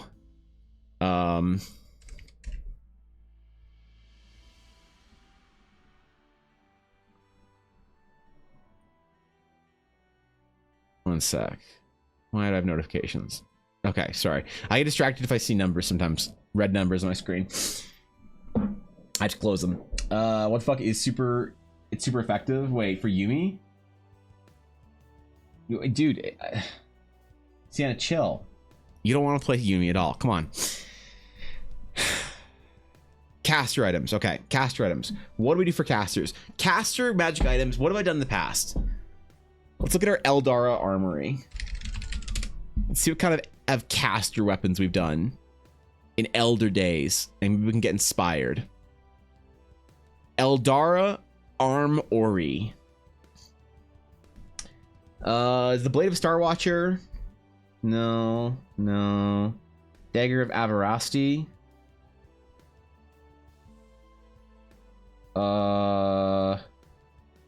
Let's cast. No, it's a rogue weapon. Reaper's Curse. Starkeeper Staff. The Starkeeper Staff is the most broken, stupid item I've ever made. This is the most broken, dumb item I have ever made. And you know what? Somebody actually told me they rolled a 100 with it. Somebody actually told me that they got a full 100 damage on one of their Star's Fury. Okay? Magic staff that is a wooden staff or axe engraved with enchantment runes. What does it do though, Azalea? Yumi's best champion, and I don't have to do anything. If you don't want to play the game, you don't have to play the game, Blaze. Just go play Overwatch. Just go play Mercy with you can play. Here's what you do. If you want to play Yumi, next time you want to play Yumi, Blaze, go duo Q with Aduria. He'll play Mercy, you'll play Reaper, and the two of you will stay hard stuck silver and fucking love it, dude. You know, once every 4 games, you'll have a damage boosted Death Blossom, farm a clip off of it. Bro, you got this shit. All right, so Starkeeper Staff, for those who don't know, it was a weapon that I made a while ago. It's the only weapon I've ever made that requires attunement for or only by a certain classes.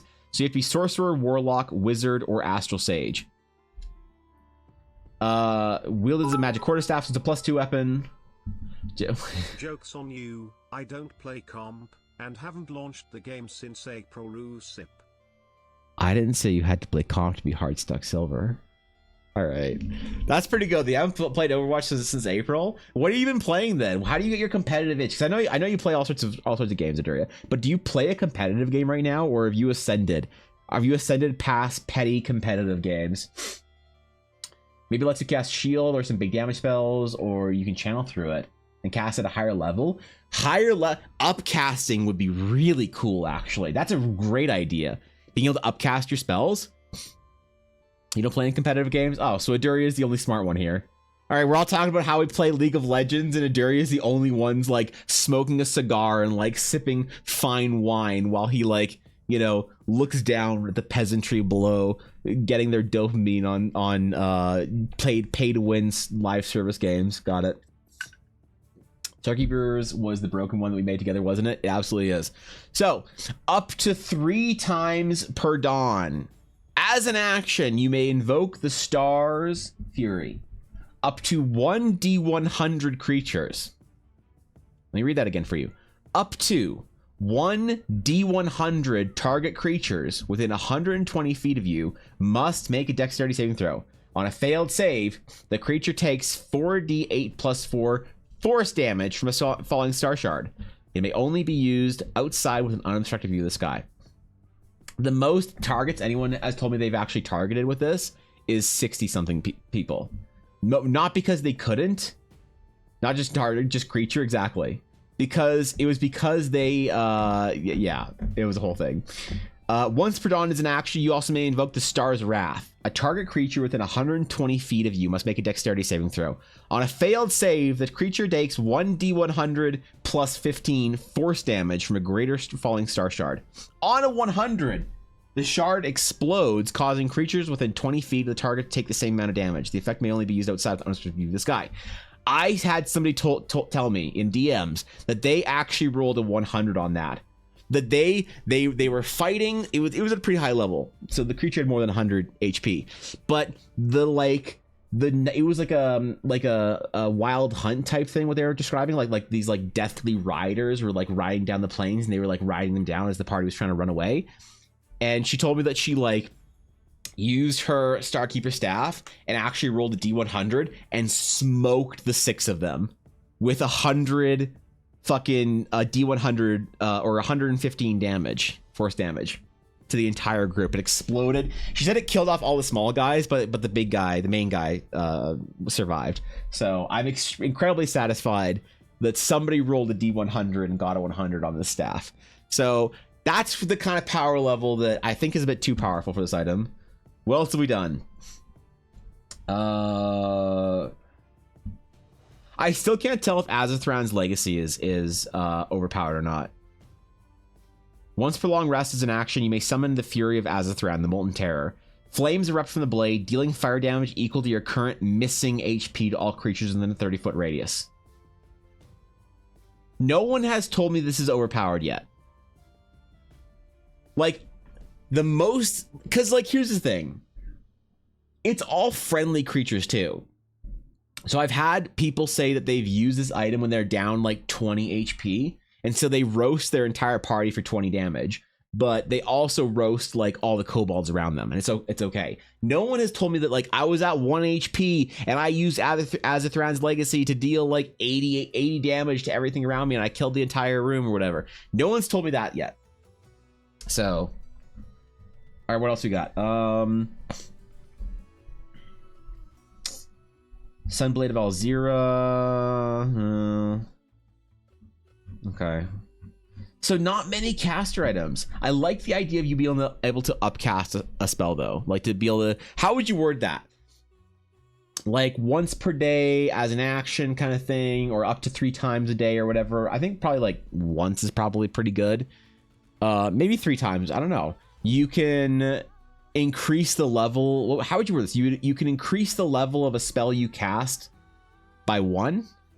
Or would you have to say, like, you can cast a spell at the next, or you can spend a spell slot to cast a spell at the next higher spell slot? Like, I don't know. That sounds weird. I think you just say, like, you can cast a spell 1 level higher than the spell slot that you spend to cast it. That's kind of a weird way to say it, though, isn't it? If you say the word you can upcast a spell by a tier once per day, what is the dumbest person that reads that gonna think? That's what I'm worried about. Who or what is the dumbest person gonna read upcast a spell by a tier? Because that makes sense to me. I know what you mean when you say that. 1 free higher spell slot is basically what you'll have. But you can cast it, so if you have access to level 4, like a single level 4 spell, you can upcast it to a level 5. Is the whole point why this is, you know. I think a tier is 1/3. Yeah.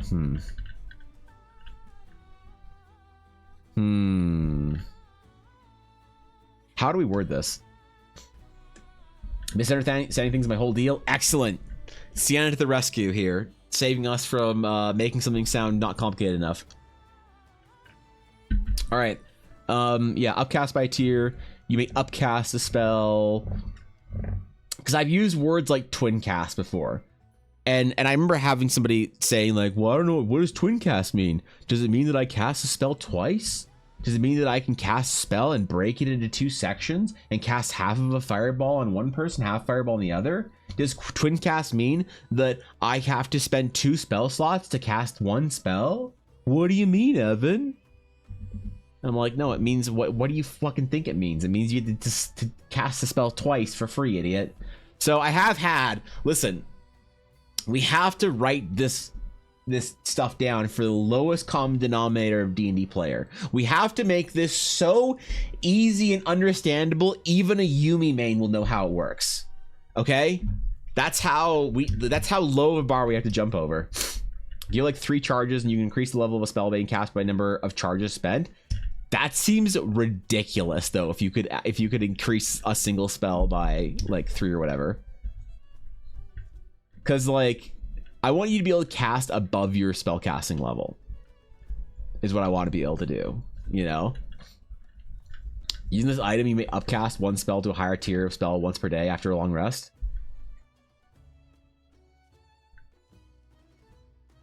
Yeah, I like that. I like you and Thorkin's use of the word tier there.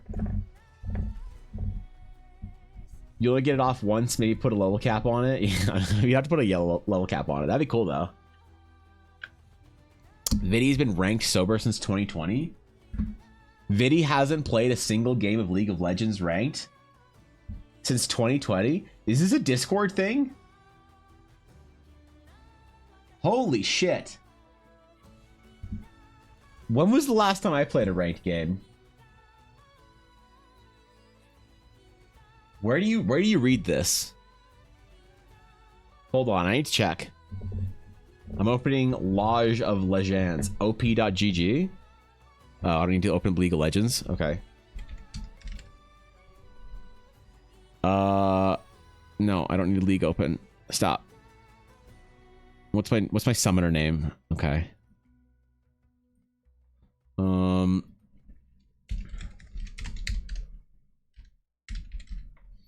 Level 104. Summoner profile.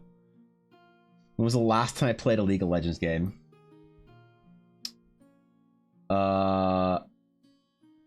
Ranked solo. Ranked flex. All right. Well, so there we go, man. There's this is the last time I played a ranked game was you know, there you go, bro. Season 5 in what wait, in what season? Or S5 in what season? I don't know. Where does it say that? Where does it say this shit? I don't see it. Scroll up a bit. S5 or S5 Silver 5. Last time I played was Silver 5. I was Silver 5. So I think in season 5. Oh, I see. So season 5. What season are we on now? When was season 5? When was LOL season 5? That was in 2015. I haven't played a single ranked game in 8 years.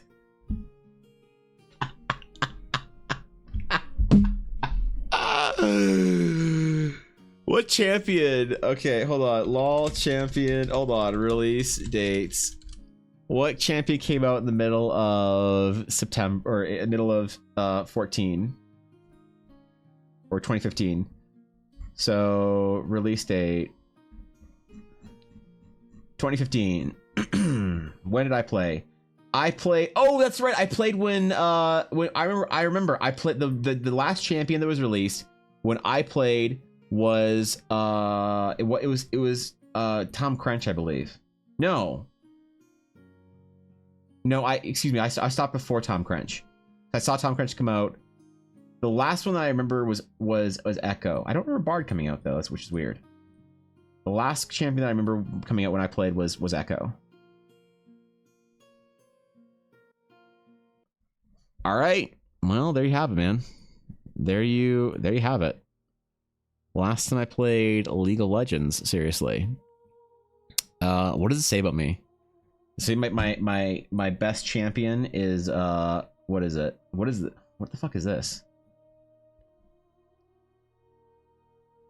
Champions. What is my best KDA? Twitch?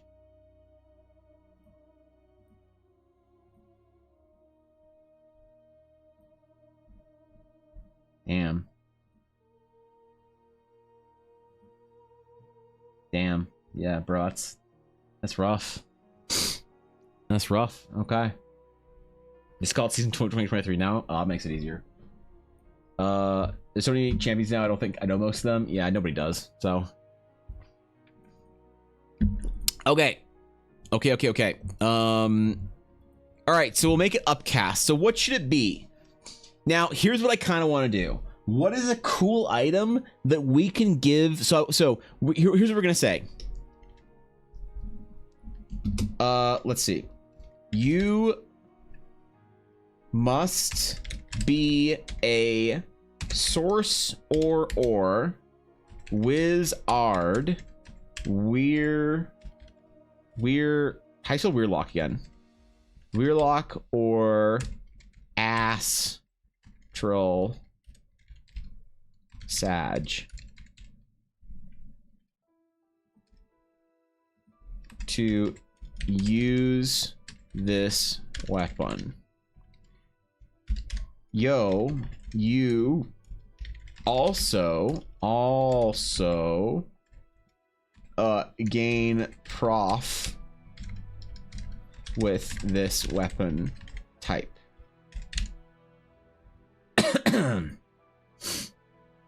There we go.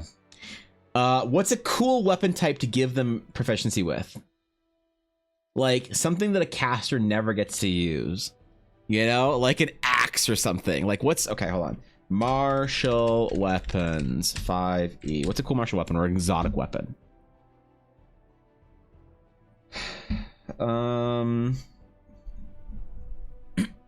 Simple. Martial melee weapons. So battle axe, flail, glaive, great sword, great or halberad, a lance, a long sword, a mule. Oh shit, we could give him a caster mule.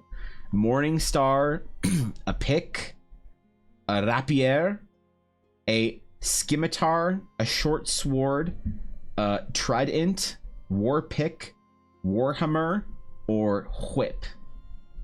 What if it's okay? Hold on, hear me out. Hear me out, just real quick. Hear me out. What if the item we use and we get the proficiency with is a caster net? What if you have warlocks out there just holding nets, using them to cast with or whatever? It would literally be the baby gate, you know?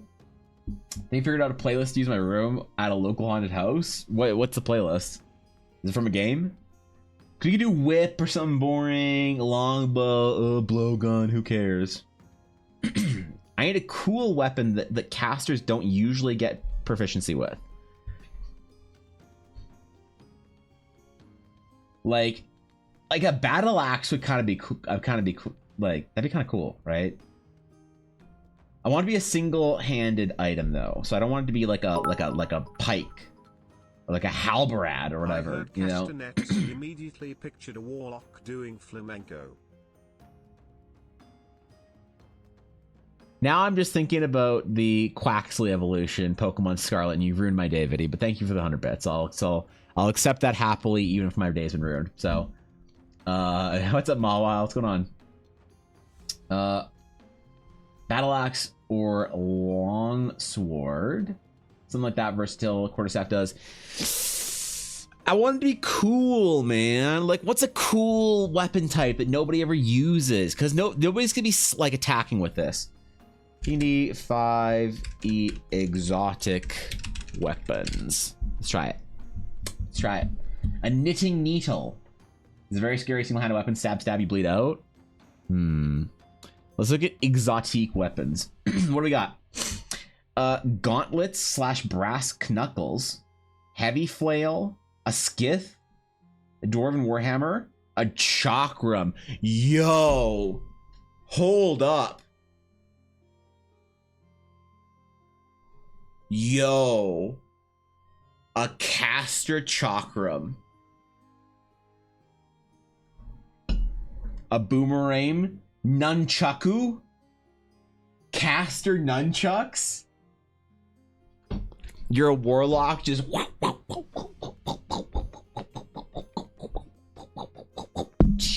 sloppy bitch. Holy shit. A kukri.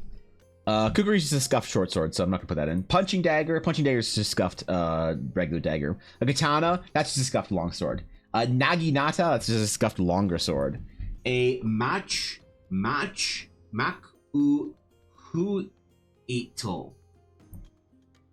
A bola or a kusurigama. Double sword, dire flail, spike chain, gnomish hook hammer, orcish warpick, elven bramble net. These are cool ideas. Want to attack with it? Well, we're gonna give him the opportunity to, which is why a chakram seems cool, right? Like a chakram seems really interesting.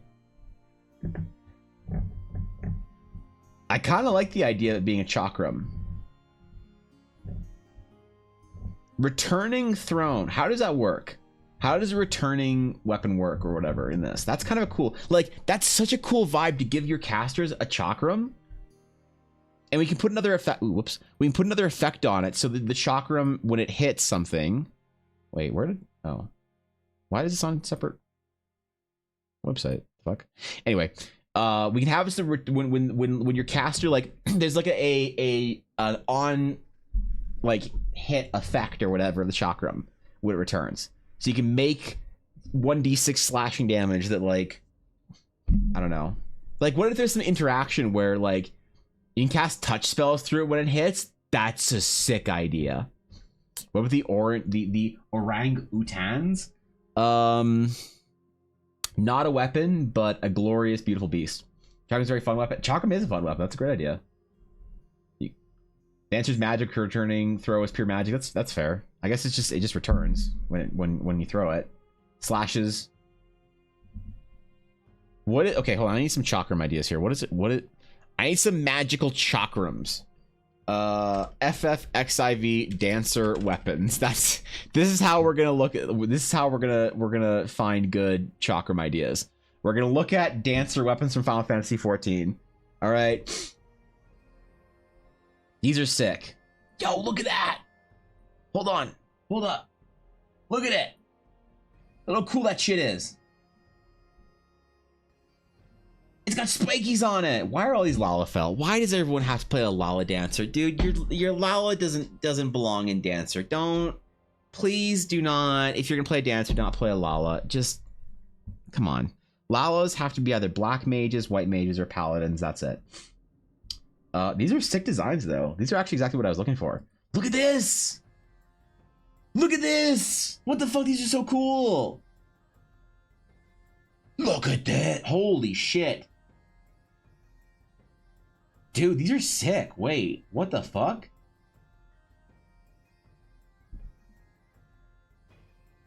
I love this. This is amazing.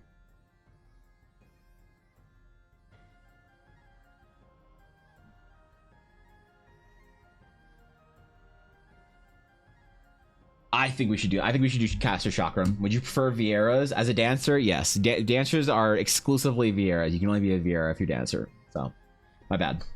Sorry guys, I didn't say that earlier. Y'all probably created Vieira's or dancers that weren't Vieira's, and y'all fucked up. So maybe Catgirl as well. Maybe Mikote. Ella is a Mikote dancer, and I'll allow it.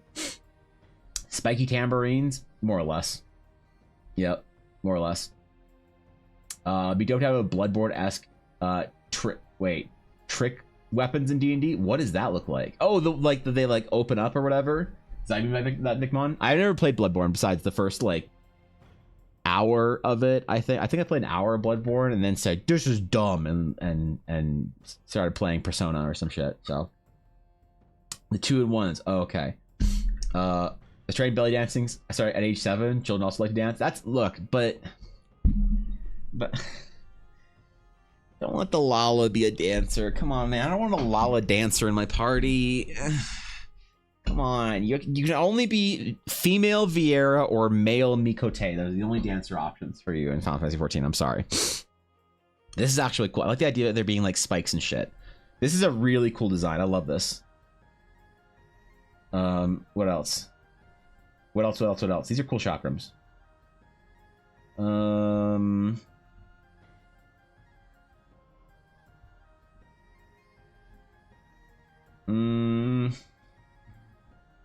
Okay. All right, we'll do this.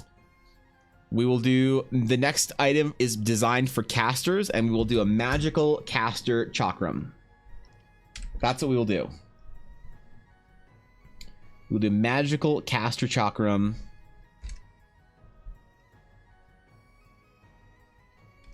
I'll start with a really quick sketch. I'll do the last one.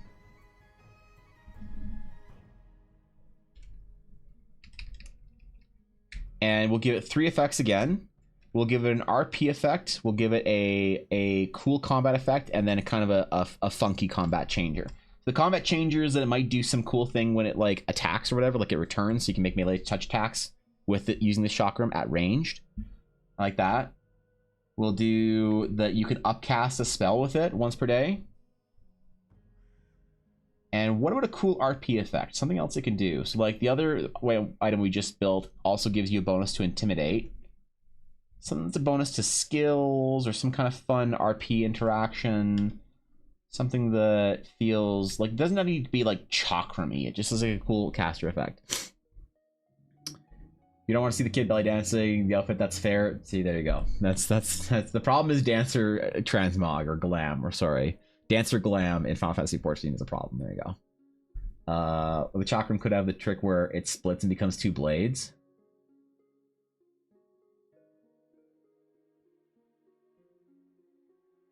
That's kind of cool.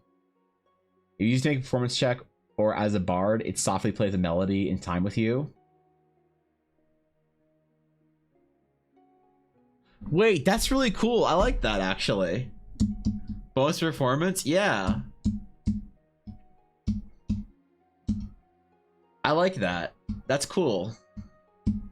Would the caster also need to have a high dex in order to use it, or is it just magically easy to use for mages? Yeah, you just gain proficiency with it, and it attacks based on your, like... What we'll do is... We'll, like, word it or whatever, and I don't mind doing this kind of stuff, Sienna. We'll word it so, like, the attacks maybe with this weapon use either dex or intellect. Or something. Like, what? How do we generalize for casters? Is int the most generalized caster spell or stat? There's a lot of charisma casters, but are there enough wisdom casters? We need to worry about wisdom casters? I don't think so. Like, wisdom casters are the penultimate who asked of D&D, I think, right? Like magician with the rings that interlock and come apart, but you can link cell pieces and make a reach attack. You can already just make it yeah, we'll already just straight up do the touch attack. I like that. Okay, so let's do real quick. Let's do a little spikies. We'll change the bottom one so that there's an actual handhold here on the bottom.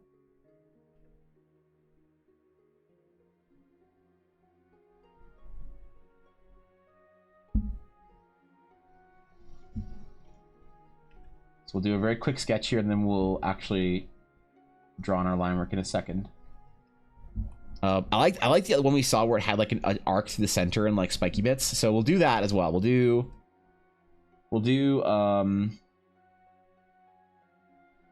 like a cool blade design, and then we'll work in multiple sort of sections of symmetry here. Okay. We'll show off how much we can cheaty pants with Photoshop in multiple ways. Let nobody suggest that I'm actually good at art, and that I don't just rest on the laurels of Photoshop symmetry tool. Chakram that has returning lets you upcast a spell X times a day. It lets you attack with your spell casting modifier instead of strength or dex. Beautiful. That's exactly beautiful. You can make ranged attacks with your spell casting modifier. That's the way to word it. That's the way it worded. Zelia, since you said it one comment before Dashto, you're the one that gets the entire credit for it, all right? As far as I'm concerned, Dashto is dead to me because you said it first. So, no, you guys, of course, you're both right. I had a brain fog moment, and of course, it's the obvious solution. So, thank you. You saved the weapon. I would have otherwise been slandered. Actually, wait, did I message you, Dash 2? I think I messaged you today, didn't I? Oh, I did. Yeah, okay. I got back to you. I wasn't sure if I actually hit enter on that or not.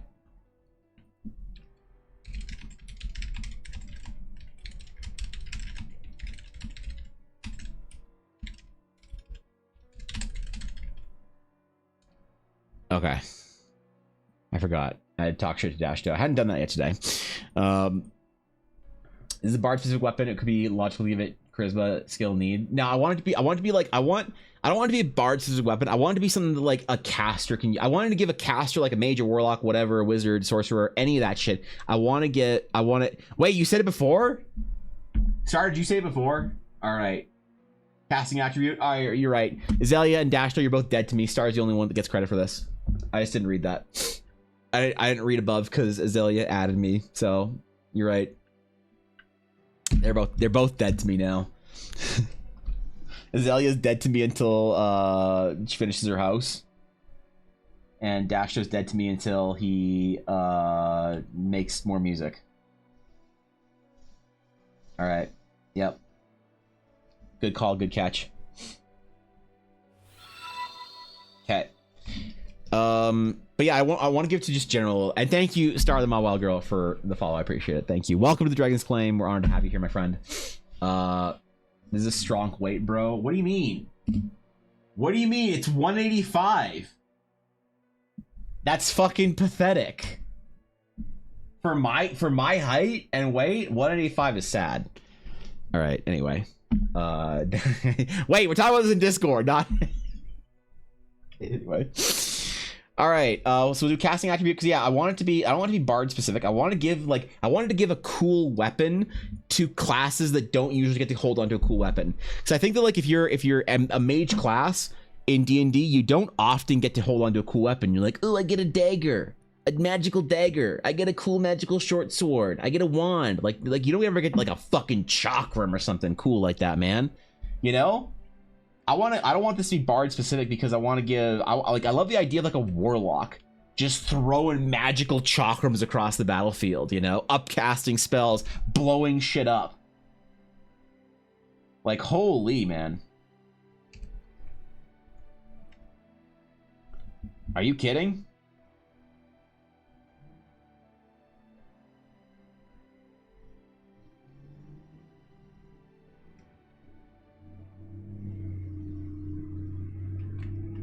All right. How ornate do we want to make the inside of this? I think let's do. Hold on. Maybe we put some gems on here. Like, I want to do I want to have a two-tone steel, and then also have like set gems as well or something. So there's like some splashes of color in here.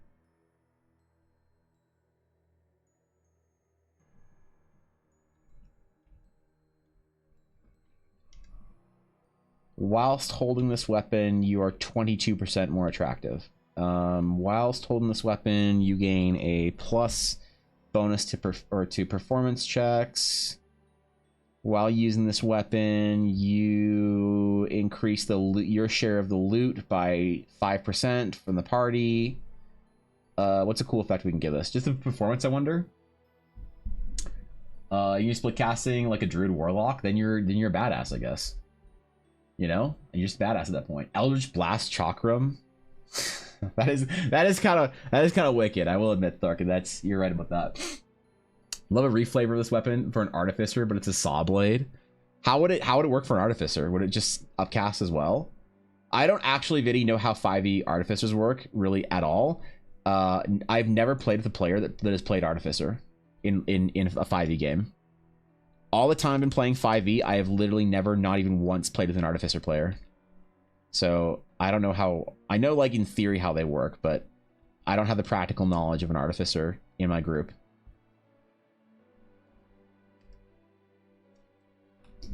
I don't know why. It's one of those classes that like eludes me. Like I've never had an artificer player. I very rarely ever have warlock players.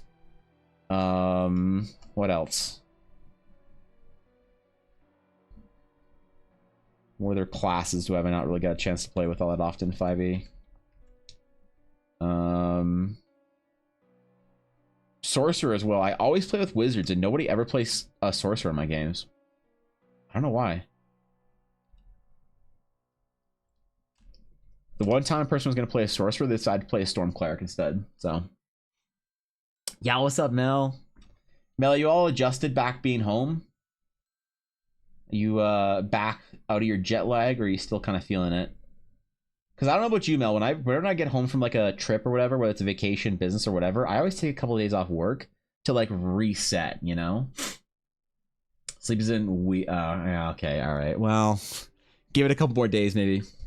Telepathy and actor as a centaur bard is gonna make people go mad by repeating the lyrics of "This is my horse" in their mind when the voice of the dead loved one.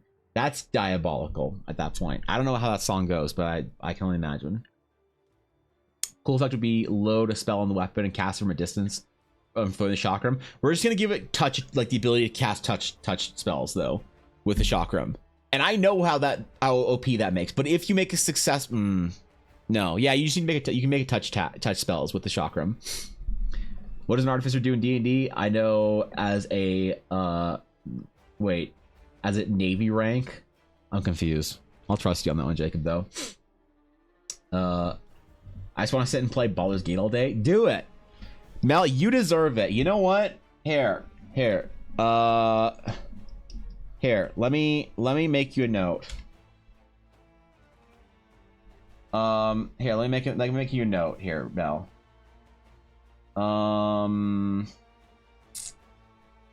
We'll make it in to whom it may or may not concern. I'll make you a note, Mel. Hey, you look wonderful today. By the way, this note is to excuse Mel from all of her work for a while. She's been real good, cool and good. So, she should get some more time off to recover. As an official online DM, I would strongly encourage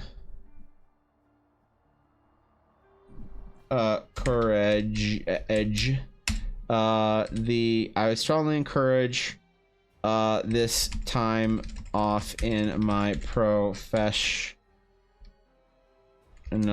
opinion. Also, have you been working out? I mean it. You look great.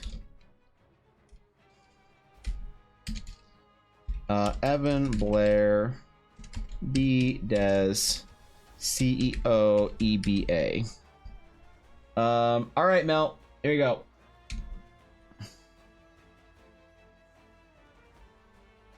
Here you go. Here's a note for your work. I'm posting stream topics for you.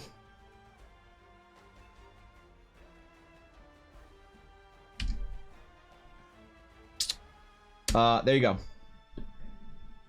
There you go. So you can just you have your note now. You can present this to whoever would get mad at you if it took more days off of work, and I'm sure they'll understand. So, you know, as a professional, I think my opinions are strongly respected and weighted. So there you go. This should get you off a couple of days of work. I don't ever mind writing you guys sick notes or anything like that. I got you guys. If you need a note for a couple of days off work, like I'll always write you a note. It's all good. You know? All right, cool. Anyway, I'd help write this note, but I'm tapped out a corpo speech from earlier. Yeah, we should have. Shit, Dasher, are you still here? What is the tool that you and Mike use to like enterprise things more? And you kept clicking it, and it kept enterprising like titles or something like that, or project names or whatever. Fuck, I need to talk to Dash about that. You should have enterprised it more. Say for my future boss wants to secure a job. Oh, okay, there you go. There you go. Yeah, don't worry about it. Chakrams were referenced in the Indian epics of Mahabharata.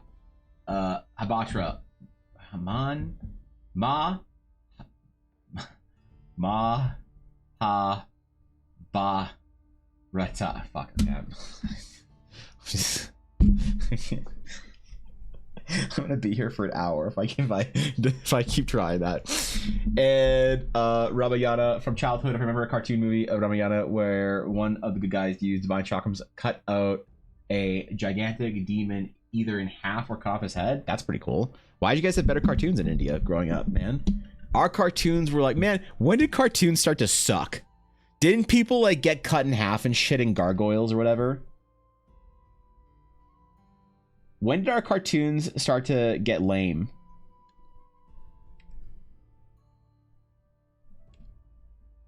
Because I feel like cartoons used to go pretty hard. Didn't Batman kill people in Batman Beyond or whatever, or the Joker just straight up murder people in the greatest Batman TV show to ever exist, Batman Beyond?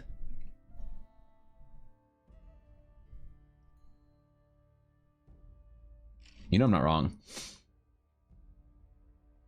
Cartoons started to suck when they became made by computers and PE approved. Oh, is that what happened? Well, we tried. It's over. The new generation, I guess, will have to watch our cartoons.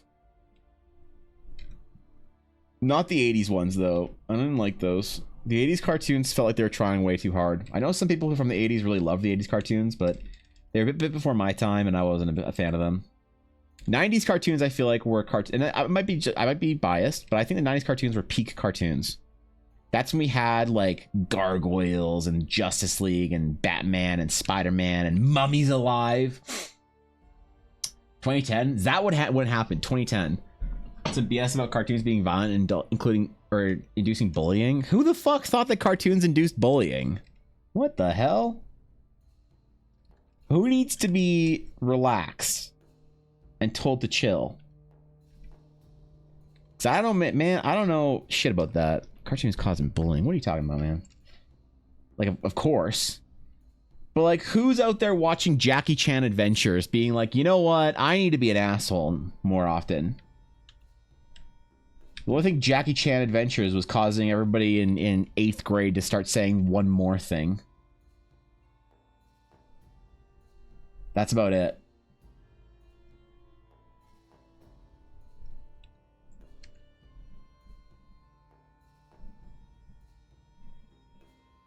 Maybe I'm citing ancient cartoons that you guys are all too young for. I don't know.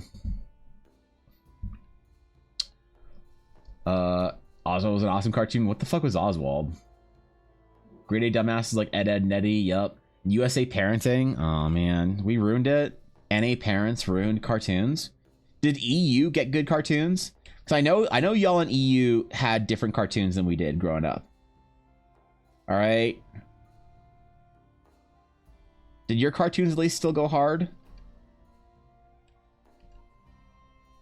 Because ours, man, we ruined it. We fucked it up. We had such good cartoons, and we just borked it, man.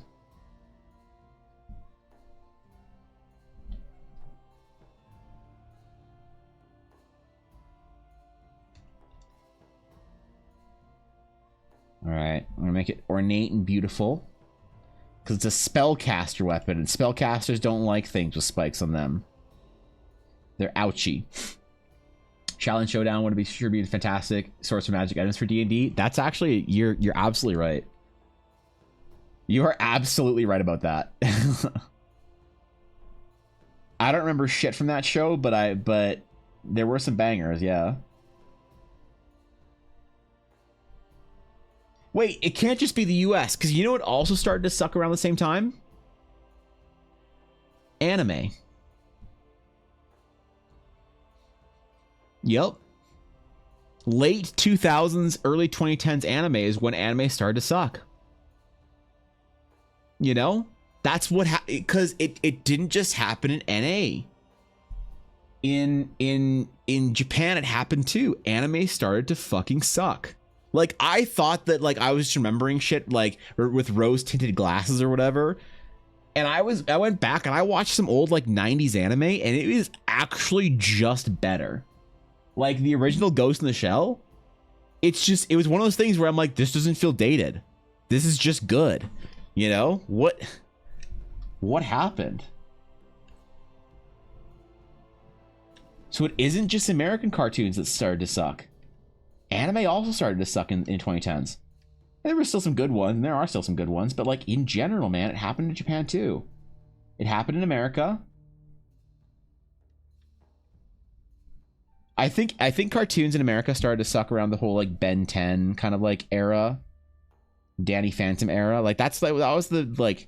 Though I'm not saying those ones were the cause of decline, but that era of cartoons, those are just some of the more well-known ones. That's when it really happened. I feel like. It was around there. It was like around when I was just growing up out of cartoons. And I remember a lot of them, but like I talk to my friends who are in their earlier 20s and they like remember them all super well, and I'm kind of like a faded memory. A little bit.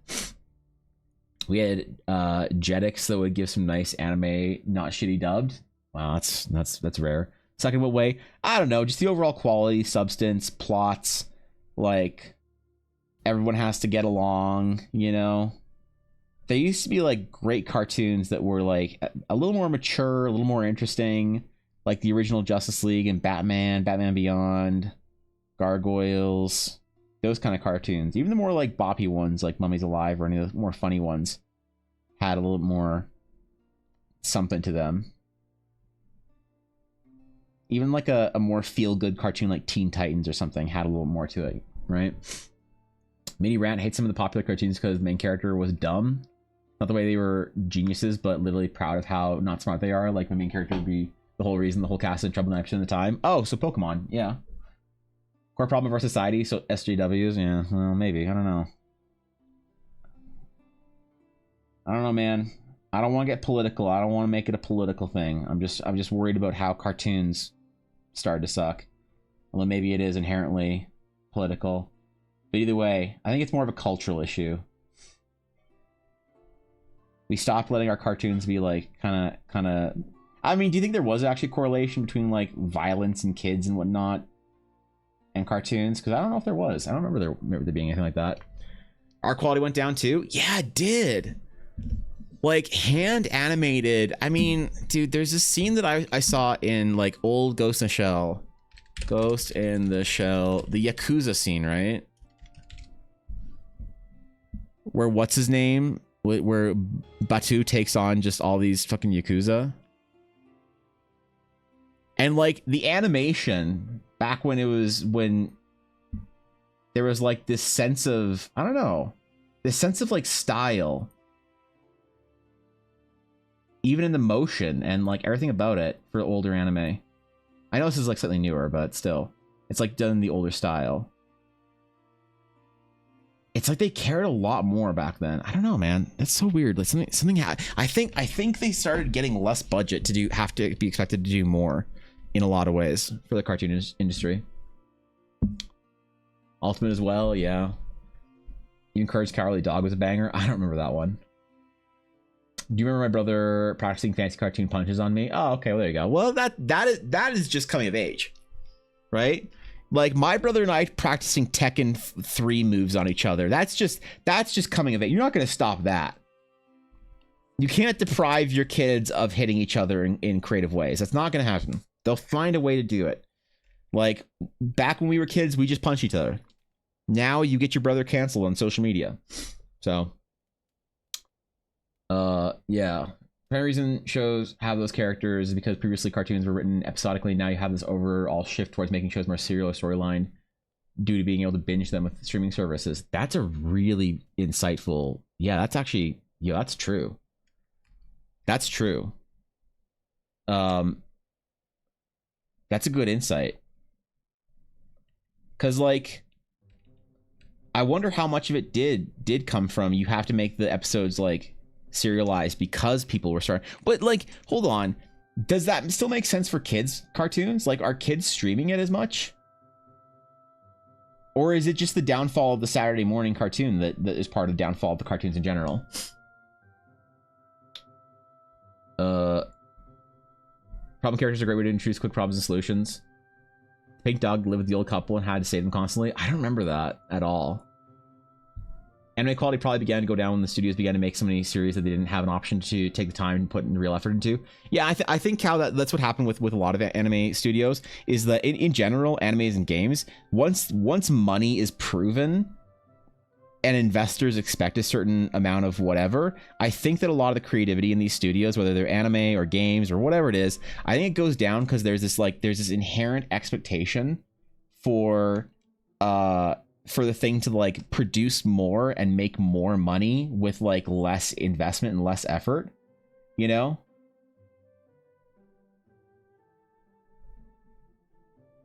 And that's like, I think a big downfall. That's one of the reasons why like I don't think I'll ever like, let's just say that everything I ever want in life ever like comes true.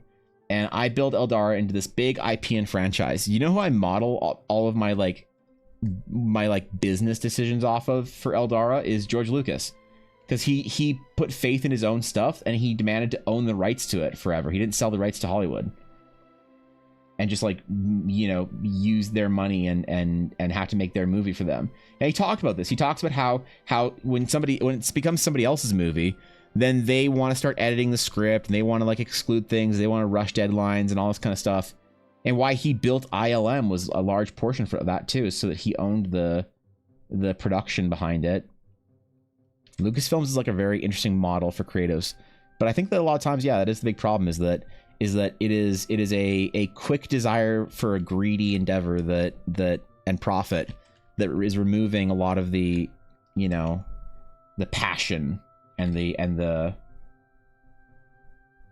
creative sort of consistency from a lot of media. And I think that it's a good lesson for me to learn as I embark on this journey where I'll never sell anything. Now here's the thing, like George Lucas also said he would never sell Star Wars, and the reason why he sold Star Wars is because he thought that Disney could take care of it better than he could. And it's like, that's so sad, man.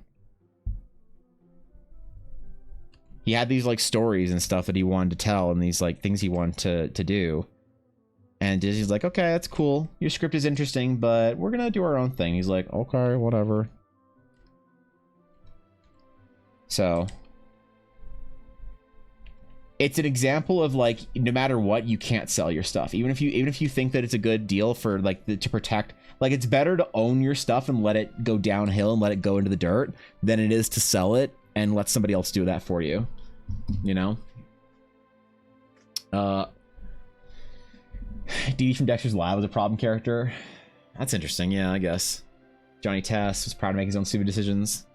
Some children's shows written to be episodic due to following the fable style of a teaching a moral lesson. It's formula has worked for years. People gone to ages 5 to 7. Those targeted shows are serial now. Like if you look at the late seasons of Adventure Time, there's no way to pick up unless you binge it from the beginning. So what are cartoons that are made for kids nowadays look like? Like what's a cartoon? So I don't know if anybody like keeps up on cartoons or knows what cartoons are popular with like kids. Like what's like, what are they watching now? Or do kids just like not watch cartoons anymore? Is the age of the cartoon dead to like, what is a 10-year, what kind of content does a 10-year-old consume anymore? Like, are they even watching cartoons at 10 years old? Or are they just like on their phones and shit? You know, that's really weird actually. I wonder if cartoons and the age of cartoons is just like over.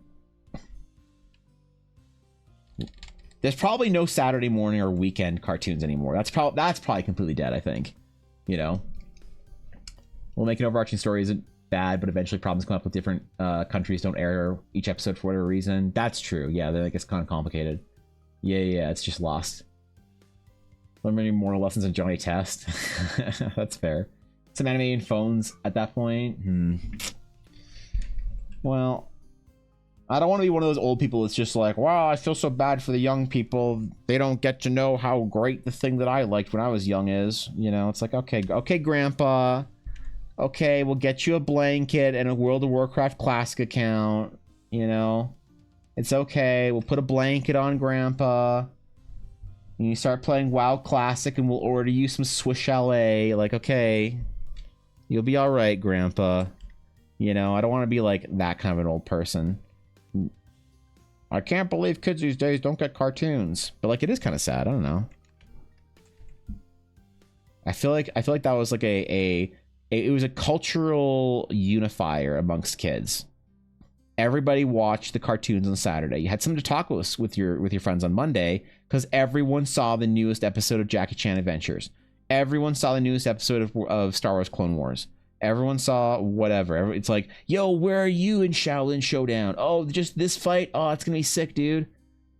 Yo, did you see Goku scream at Frieza for a half hour last night? Yup. Oh, no, you saw yesterday's episode of Goku screaming at Frieza for a half hour. Okay, well, maybe in 3 weeks he'll actually fight him. You know?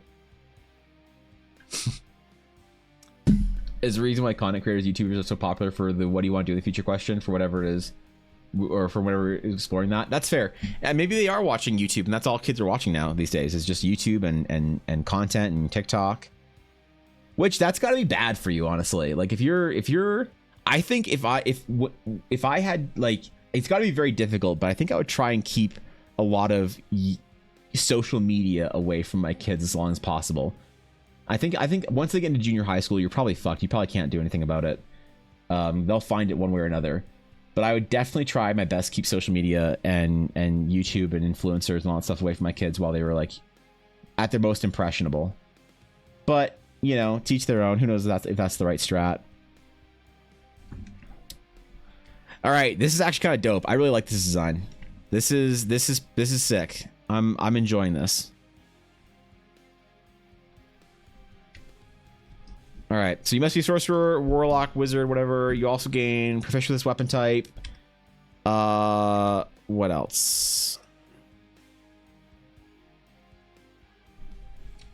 You can ranged attack with your spell casting mod. What was the other thing? Oh, you can make touch attacks with this. Oh, and it also returns obv.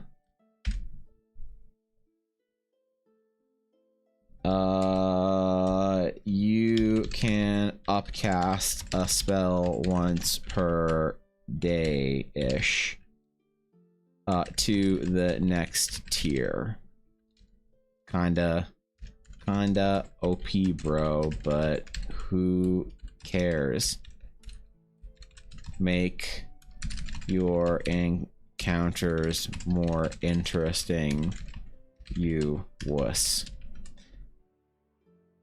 That's a note to DMs. Okay, we've got it. We've got it. We've got the wording, the rules. Let me just let's do the actual liner for this. Moral story of DBZ, screaming at your problems makes them go away. True. Yep. There is a healthy way to approach it, but probably only accessible for those of us who watch a lot of content and know what to keep an eye out for. The general masses, YouTube is probably not the best for kids to be assessing. Yeah, I think that obviously engaging in things like YouTube and social media, it's just very dangerous. You know, it's like, it's very interesting to the only healthy way to engage with YouTube and social media, I think, is to recognize how susceptible you are to its influences. It's like, you know, I did a lot of graphic design and marketing like out of that, and I learned a lot about marketing in my, not only just my education, but more so in after, when I was like working with design houses and studios and stuff. The thing I realized is how outgunned you are. You know, no matter how smart you think you are, no matter how intelligent or educated or aware you think you are, you're not smarter than people who have gone to school for 15 years to learn how to be a neuroscientist, that are going to use things to manipulate your brain into feeling a certain way, you know, or manipulate the sort of the substructure of your brain from dosing you with chemicals that make you feel good. There's just, and if you think you're too smart for advertising, if you think you won't get hooked on social media, if you think you're too sophisticated for any of that, you are the weakest and worst person and the easiest for them to prey on. And that's like, it's a real like humbling moment when you have to realize that. You're like, no matter how smart I think I am vulnerable to these tactics, to this like monkey brain shit. And like, once you sort of realize that, then become aware of it, then you can start to notice it when it happens and pull back when you need to. And I think that's the only way to handle it, because other than that, like, what are you doing? You're just hoping for the best, then hoping that your brain isn't getting influenced, that you're not getting depleted, that you're, you know, and it requires a lot of humility, and I'm not very good at it, I don't think. So it's hard, man. Planning to steal this weapon idea for a warlock character I have? Please do. I'll make it like I'll be making this into an item card, Atari, so you'll be able to like get a digital version of it for in this style. Where is it? Where's the fucking library? I'll be making it into this style right here. So like art on the left, text on the right for any of these that I've done. So like this. And yeah, it'll be cool. So you're welcome to use that if you need, or to just rip the ideas that you like from it and design an entirely new one for yourself. That's also really cool too. So insert "you're not immune to propaganda" meme here. Yep. I went into like I felt so high and mighty and good about myself when I was like working in marketing, advertising, and like design. I felt so confident that I was so above and sophisticated, and I was way too smart to be manipulated. And it's like, bro, the stronger and more resolute you are in thinking that you're too smart for it, the more fucked you are, because you're not on guard for it. Then you always have to be on guard for it, you know, which is why I like long form stuff, like why I love like Twitch, because I feel like Twitch is like so easy to, you watch a 4-hour stream or some shit, you know, or you watch like a half hour of like a new game you want to watch or a streamer you want to watch, and it's like a lot more, it's a lot easier for your brain to like, you're not being stimulated by like, you know, one more thing constantly. Like short form is just the thing that I try and stay away from the most. And I do follow some short form, but it's usually like streamers that I follow, or people that I watch or whatever, so I'm not like, I'm not just completely you know, why don't I just use my line work from this? No, I need to clean it up. Too much. Screw that. I'm very cautious of the short form stuff.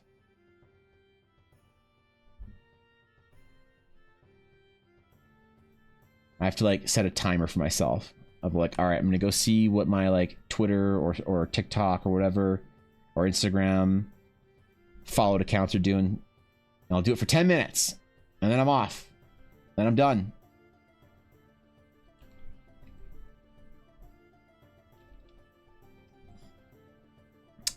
Uh, 3-hour break. Oh shit, you're right, busy. I gotta go get more water. I think Ella's home too, so. Okay, I will be right back. I'm gonna go get water. When I return, we shall finish the weapon design and see what other dumb weapon or items. Because we did a caster item, we did a melee item. We need to find something that's like cool for the most underrepresented of all the D&D classes, archetypes. The healers.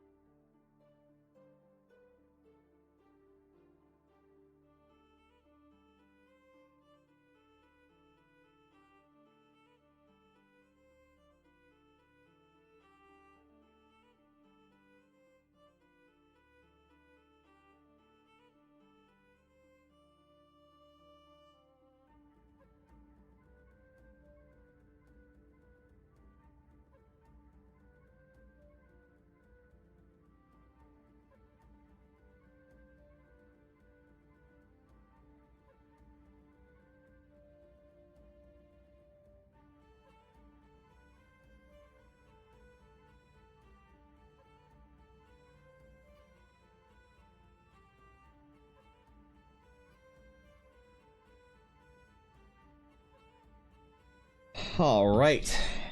Come back. Sit down on my computer. Hopefully everybody in chat's been good. I'm gonna look up and read my first chat message since I got back. And that is a revolt. What do you mean revolt? What did I do? What have I done to inspire such disloyalty?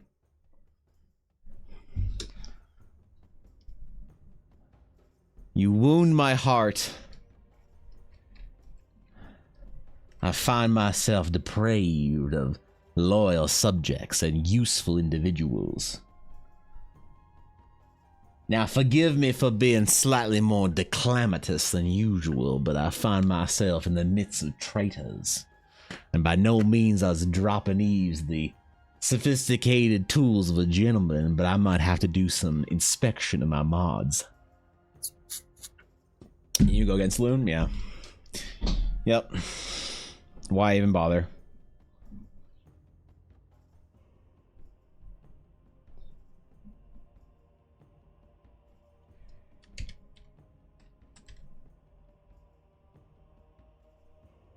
I wouldn't bother, so I don't blame you either.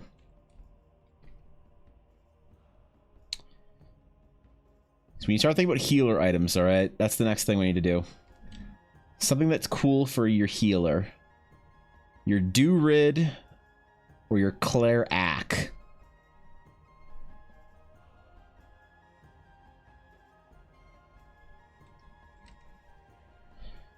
Which we need another core healing class in D&D, I think. Oh wait, we have the Astral Sage coming out. I forgot. Never mind. We're actually doing just fine.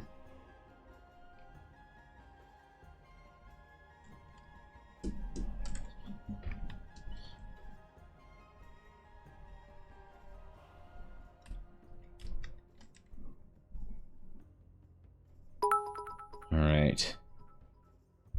How about a cursed face mask that turns the wearer into a vine form? Sound very druidy and something you should give to everyone.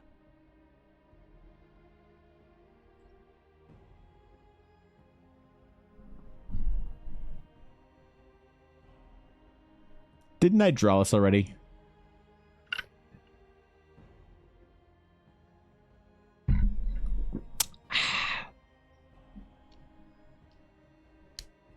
Look, I appreciate the 100 bits, but didn't I already draw this one?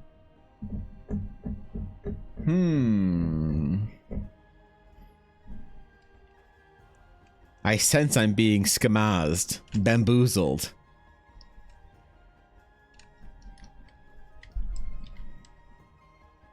I sense a duplicity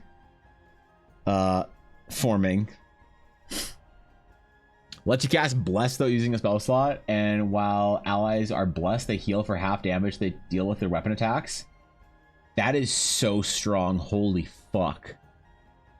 That would be sick though. Maybe their next weapon attack they heal for half damage.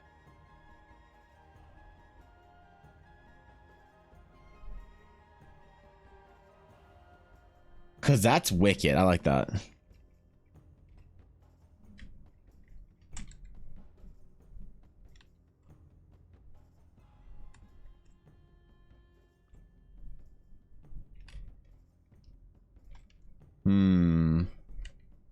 Okay, that's a good idea. What else we got?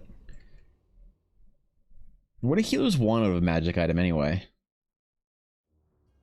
And why does no one actually want to play a healer in D&D? I feel like there's a mistake here for D&D as an RPG. The damage that you deal is like it's all feels more like a scenario than it is like a dungeon, right? I could be wrong with this, but I feel like old D&D did really well at giving you a sense of being in for the long haul, and your like sort of long resources were and you know what, Baldur's Gate does this really well, I think, too, for D&D, but still not kind of as well as I think D&D maybe should. It's like more like healing is combat to combat, turn to turn, or as opposed to turn, and encounter to encounter as opposed to like dungeon to dungeon. Health bars, I think, could be larger in D&D. Heals could be bigger and more of a component, but maybe that'd be awful. It's kind of why I want to make the Astral Sage a healing class that like lets you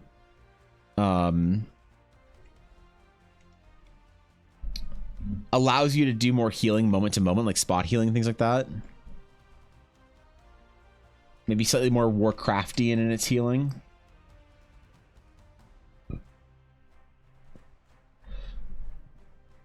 Instead of half weapon attacks, they roll Bless die and heal for the roll when they hit. That's a cool idea, actually. It's a cool way of connecting back to Bless. Most people don't want to play healers in 5e because healing is basically worthless. You need a paladin who can lay on hands for 1 point to pick you back up to full when you pass out. Yeah, that's a good point, actually. I wonder if it is then just a sort of a component of the game that healing is just not designed to be interesting or fun in D&D. Because like I think healing is like a really fun role in a lot of games that I like to play. You know, I love playing healers in like World of Warcraft or Final Fantasy XIV and games like that. But yeah, in D&D, it feels like healing is just kind of like a beneficial piece of your kit. You know, like you can also heal. That's like a thing that you also do as a class. Like a paladin is a fighter that can heal. A cleric is a person with no friends that can heal. A druid is a furry that can heal. And it's like, you know, nobody actually builds like a healing class out because there's no need for it. If you choose to have no healer in your party and you just have like a bunch of rogues and mages, then that's not really you're not throwing if you do that, right? It's just a decision you've made for your group, and you just have to like interact with combat differently, slightly.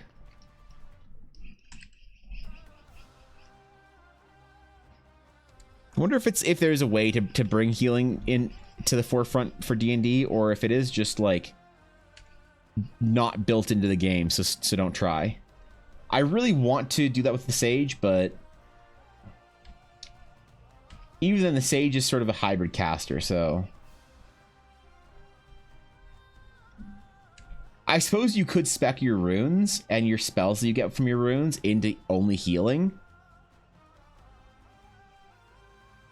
But the damage spells that Sages can take are pretty attractive for, I think, a lot of players, hopefully.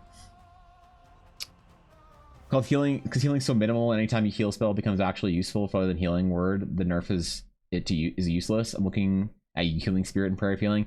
Yeah, like I think that if you had more, like imagine everyone had twice as much health in D&D, and there were more attacks. You know what? Here, I actually think this might be the reason why. Hold on, this is gonna be the most intelligent thing I ever say, or one of the dumbest things I ever say. But I think that maybe it has to do with the game designers not wanting to have to make you roll too many dice for attacks and things like that. Because if you have, whenever you have like, you have an economy of like making people do shit. And so it's very easy to say, oh, the demon attacks everybody. And you're like, okay, everybody takes damage, okay? Sure, you do that in MMO and it's fine. You just calculate damage, you calculate armor, you calculate damage reduction, and then suddenly they have damage dealt to everyone. And then you have a healing spell that heals everyone. Okay, great, you can have that interaction. But in D&D, if an attack deals damage to everyone, then everyone has to roll a save, or everyone has to check their AC, or everyone has to check their whatever defenses. And now suddenly you've slowed down the combat encounter because you're making everyone do something. So it's usually like one person, one-on-one healing, one-on-one damage. One person takes an attack. Does it hit? I don't know. But the problem with that is that it makes everything a little more glass cannon-y. Like how many times y'all have been playing Baldur's Gate and you're at full and something walks over to you, smacks you with a crit, and you're at 1 and you're like, the fuck? You know? There's no room for like a healer to like pump healing into you while you're like taking damage to sort of mitigate it out a little bit. There's no room for that role in the game. Maybe that's why. I don't know. From my perspective, it's so much better to mitigate or negate damage before it happens. Healing feels secondary. Why is that though? Best healer who likes to heal, in my opinion, is Celestial Patron Warlock. They have a separate healing pool you can use in bonus actions, so you can actually heal without losing damage potential. Yeah, I love. That's what. Man, that's kind of what I want for the Sage, but I don't know.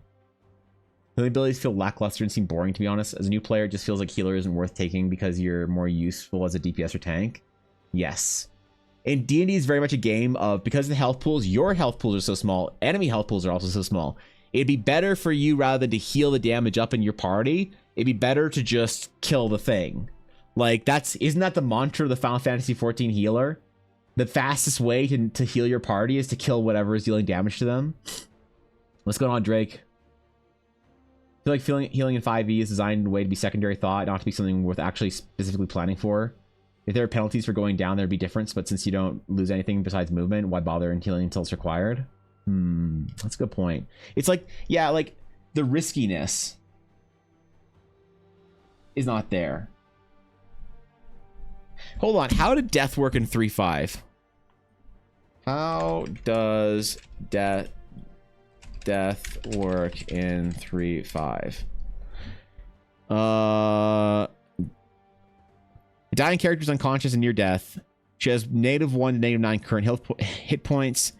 A dying character can take no actions or unconscious. At the end of each round, starting with a round which the character dropped below 0 hit points, the character rolls a D percentile to see whether she becomes stable. She has a 10% chance to become stable. If she does not, she loses 1 hit point. If a dying character reaches 9, taking -10, she is dead. Right. So it's way easier to kill a dying character because all you need to do is exceed their hit points by 10. So when you're down, and I feel this from Baldur's Gate, how many times are you playing Baldur's Gate and you're like, should I res Astarion? Like, Astarion goes down and you're like, should I res Astarion and waste a turn? And then Astarion wastes a turn because you don't get to, attack as soon as you come up. Or do I want to wait until Astarion like has more death saves and it's like actually dangerous? Like, I think in 5e, the protections they put around dying, like, it's actually kind of hard to get killed in 5e, And I wonder how much that has to do culturally with D&D players being like, oh no, don't kill my precious little rainbow unicorn, versus 3.5 players being like, I'm dying, great, I already have my second character sheet right here. I wonder if that has anything to do with it.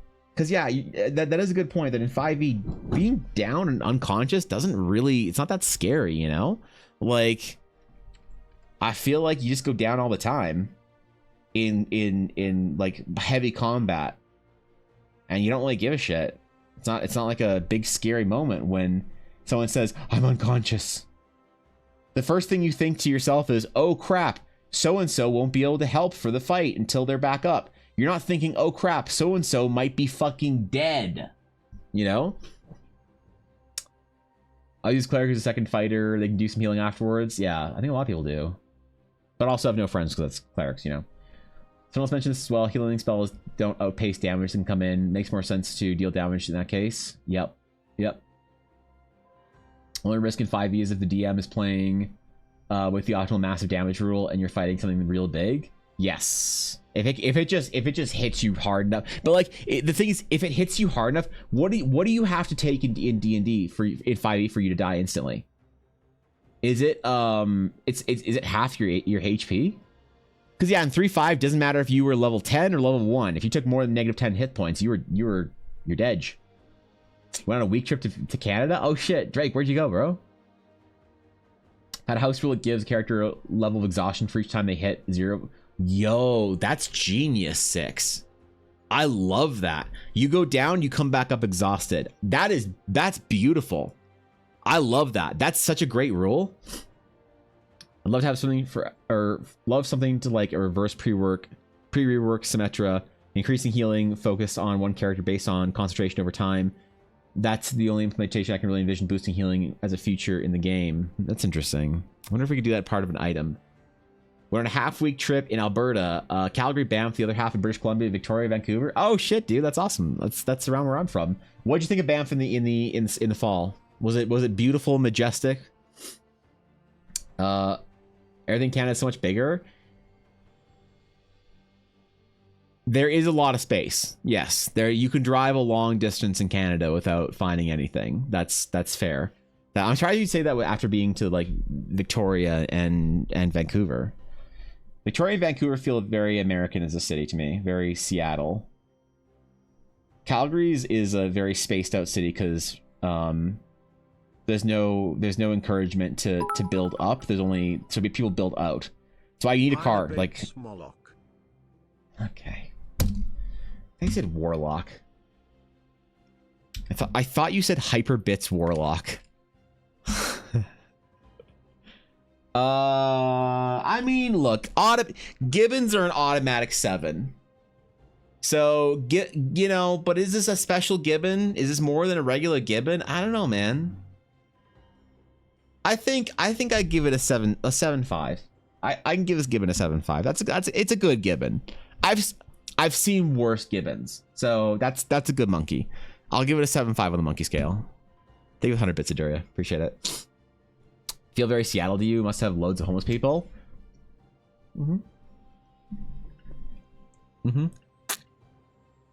Yeah. Oh yeah. You been to Vancouver? Yeah. Oh. Yep.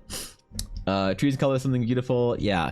I grew up in Calgary, so I like Calgary. I think that Calgary's a fun city.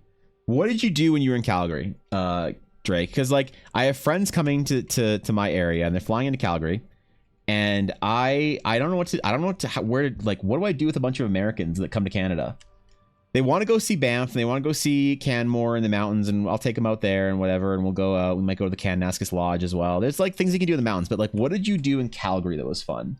What is like particularly interesting do you see in that city, you think? He's worth 10 copper gibbons. Yeah, 1 silver gibbon for 10 copper gibbons, and that's a lot of gold gibbons or a lot of copper gibbons for 1 gold gibbon. He's the Hyperbits Warlock confirmed. Can someone give Aduria that title in Discord, the Hyperbits Warlock? The Rocky Mountains are majestic. The Rocky Mountains, I do forget, are pretty spectacular. But I think the Rockies in Canada are pretty similar to the Rockies anywhere else you go in the US. But I think we have better access. Maybe not in like from Colorado, or maybe not better than Colorado, but or Wyoming. No, Montana. Sorry, Wyoming's not a real place. I keep forgetting. But yeah, I don't know. I don't know what to do with a bunch of American tourists in Calgary. Banff is obvious, but they're coming in the winter though, because they want to see winter Banff for some fucking reason. I don't know, man.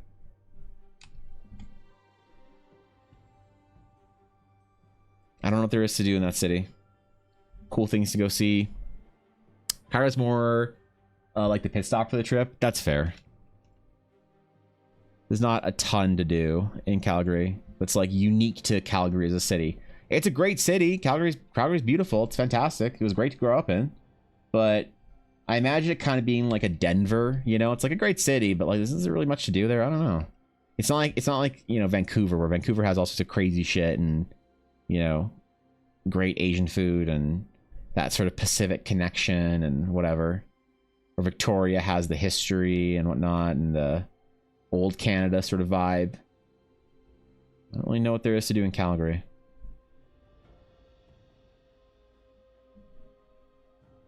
But definitely be taking them out to Banff and Canmore. I think Canmore is a bit of a hidden gem. I think everybody goes to Banff and everyone sleeps on Canmore, and that's fine, because all the locals in the area go to Canmore. A lot of people that I talk to prefer Canmore to Banff by a long shot. And growing up, I think we preferred Banff, but we still went to Canmore quite a bit. The guide shows, the trip group, the new rodeo building, or really interesting Stampede ground stuff.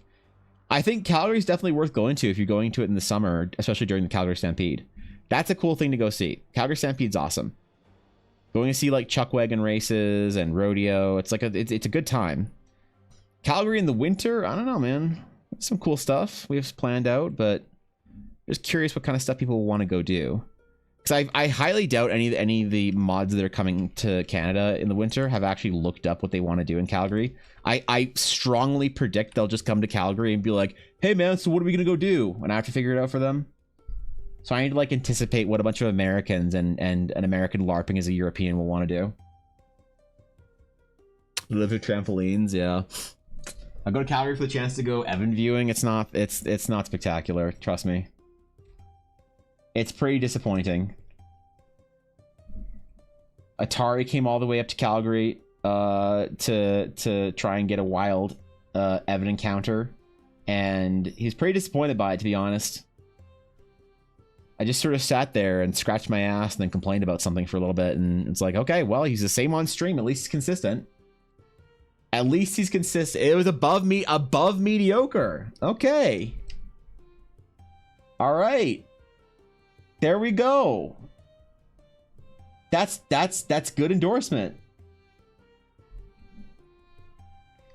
Okay, all right, I'm sold.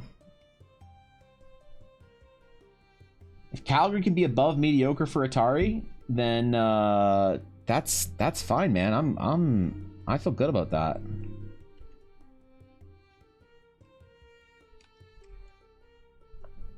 I think the best part is really just being able to meet Ella. So realistically, I'm not under any illusion that Ella isn't the entire reason to come to a convention in Canada. Ella will be at next GameCon next year for sure. She'll be at Animathon in Edmonton. She'll be at the Edmonton Expo again next September, and will probably be at the Calgary Expo in April, I think. Likely, hold on, what day is it? Calgary Comic Expo 2024. April 25th through 28th. So Ella doesn't know for sure, but likely she'll be at this. So this is the next convention she'll be at. So the Comic Expo. Maybe going to Lethbridge. You're not going to Lethbridge. We're not driving to Lethbridge. No, we're not. No, I'm veto. $75 for the weekend for the whole booth. How much is a hotel there? Veto. We're not going to fucking Lethbridge, Ella. No, we're not going to Lethbridge. I know, but there's two people in Lethbridge, and neither of them want your dice. Okay, I'm sorry. They want canola oil and cattle products. So what? And murder. If you want to get the ones with the bows in the back, Ella, you can. I realize that will get dirty and be awful, but if you prefer them, go for it. Ella got new boots. She's wearing them in the house to make sure she likes them. I don't know. No one care. The mods don't care about your boots. They don't care about your Uggs. Busy doesn't matter. Okay, I'm sorry. Busy matters, yes, but Busy should be asleep right now, so I'm not showing Busy your boots. I know she's not asleep. That's not the point. Are you gonna be at Calgary Comic Expo this year or not? I don't know. I'll tell you 2 weeks before. Okay, I guess we'll find out. Hi, Yuna. All right. Well, hopefully Calgary Expo will be the next time that Ella and I will be in the wild. What? We're not going to Otafest. Oh, Otafest is after. Otafest is in May as well. It's after. Animathon, Otafest. Edmonton, I am confirmed. For next Edmonton Expo in September? Oh, yeah. You should go back to Edmonton. Oh, God, where are we supposed to stay in Edmonton that's not an absolute shithole that's close? Let's close to the convention center. I'm sorry. I'm willing. There's probably somewhere in East Edmonton in Sherwood Park that we can say that's not absolute ass. I don't believe you. I don't believe me either. Oh, also GameCon, if it happens again, I will for sure. Well, I already said that. If GameCon happens again, I mean, I'm sure it will. It did really well, I think, right? Yeah, we just don't know where it's going to be. Can you look it up? Kind of like a GameCon? Calgary GameCon 2024. GameCon Canada is going to be... Are they announce it? I don't know. No, this is the 2023 website. So when they do this again... They're saying it'll be announced this month. Oh, it'll be announced this month? Okay, cool. Then I guess we'll be at this one too. So cool. Cool. Far away city is flat except the center is full skyscrapers. Yes, that is Calgary. It's a big problem actually. It's one of the issues with property taxes and stuff growing up, because the city builds out instead of up, and that makes infrastructure way more expensive. And so you need a car if you live in Calgary. Like people were so impressed when I say I had a car when I was 16 years old. When I turned 16, I got a car. Everyone does. You cannot take the bus in Calgary. You cannot take the train. Calgary is not a transit friendly city. If you don't have a car, or you access your parents' car or whatever, you are fucked in Calgary growing up. Thankfully, my parents bought my older brother's Trans Am off him and gave it to me. Which kind of a shitty move for them to do, right? Because they made him buy his own car, but then they buy his car off him and just give it to me and don't expect me to pay for it. Like, wow. I kind of got the little brother treatment. I think they helped him with his car as well, so he probably got something out of it. Is Ella a new boot goof? Yeah, I don't know. Relax. Okay, she's too proud of it. How many jewelers does the Dragon's Claim have chained in the basement to produce these designs? Must be quite skilled. At least 3, but I haven't watered them in a while, so I don't know if they're still alive. You know? I used to be an Uggs hater, but then I got gifted a pair and they're glorious. I love that Ella wears Uggs still, because Ella's Uggs are so indicative of her being like a 30-year-old woman. Because like if you're 19, you don't wear Uggs. If you're 24, you don't wear Uggs. The only people who wear Uggs are people in their 30s. All right? And I think it's beautiful. It's a fashion trend that is not in fashion and is very indicative of you being a boomer, but I think it's great because they are comfortable. I don't have any Uggs personally. I prefer manly boots that look manly, but you never want Uggs in your life? Damn, Nix. They're pretty good, apparently. Ella swears by it. And she lives somewhere cold as balls, so... She had to replace her Uggs this year because her Uggs died last year, basically, after, like, almost 10 years of use, so... Can say quality is good. Alright. Our chakram design is done, I think. It's a pretty good one. You know, realistically, I like this. This is great. I'm glad we looked up exotic weapons.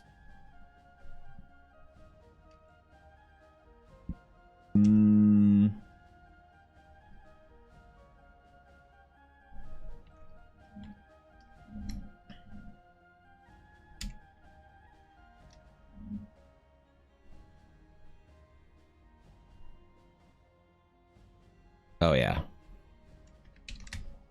Oh, yeah, man. This is good shit. I'm really excited with these weapons. I'm excited to actually make cards to them. Make cards for men like nice black matte leather top sole. It's amazing liner, great for winter. Do they? Uggs. I've never put on an Ugg. I'd be curious what kind of men's boots they have. I'd wear Uggs. They're warm as fuck. Oh, cool. Okay, so they don't look like Ugg Uggs, but they're like Ugg branded. Oh, that's cool. Boots. Oh, you can get the women's style, the classic mini boot. Okay, that's fair. These look good though. They're expensive, but oh, that looks so good. Yo, I want an Ugg that I can slide into. Ashley got me a really nice set of boots last year that I love, but you know, I have to do them up with laces. So imagine lacing a boot up, right? What's going on, Anna? Good to see you, dude. What's the thing in the middle for, though? It looks cool. Yeah, it looks cool. What are you talking about? Is that an Overwatch logo you just drew? We can compare them side by side if you want. Let's see. Let's see the similarities with the Overwatch logo. Oh, wait. How do I get this picture up? Why won't it let me copy?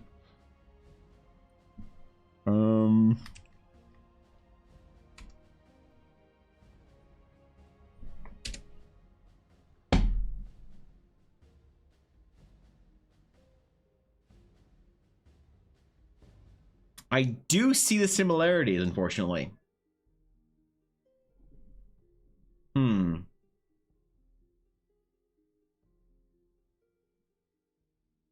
Yeah, I think you're right. I think we have to redesign it. God damn it. As soon as I thought I had an original idea. Look exactly the same? Fuck. Oh, God.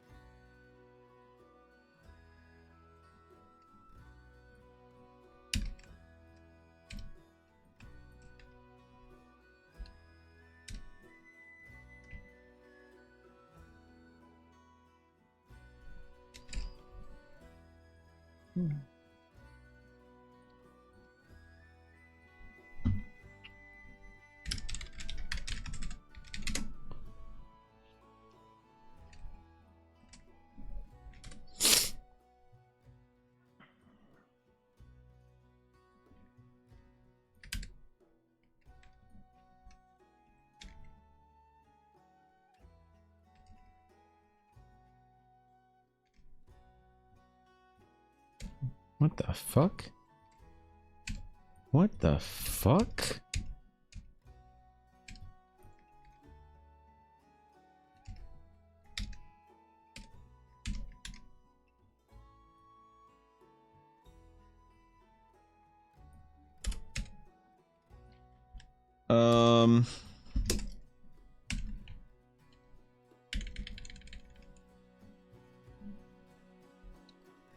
Yeah, I mean,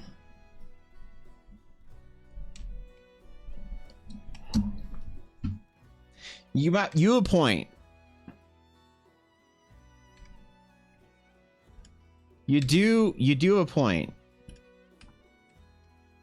There's a striking similarity between the Chakram and the Overwatch logo. That's unfortunate. Hopefully Blizzard doesn't come after me for this Chakram. You know, hopefully they can take a fucking joke. I don't know. They're good at telling jokes, like how you'd get talent trees for your heroes in Overwatch too.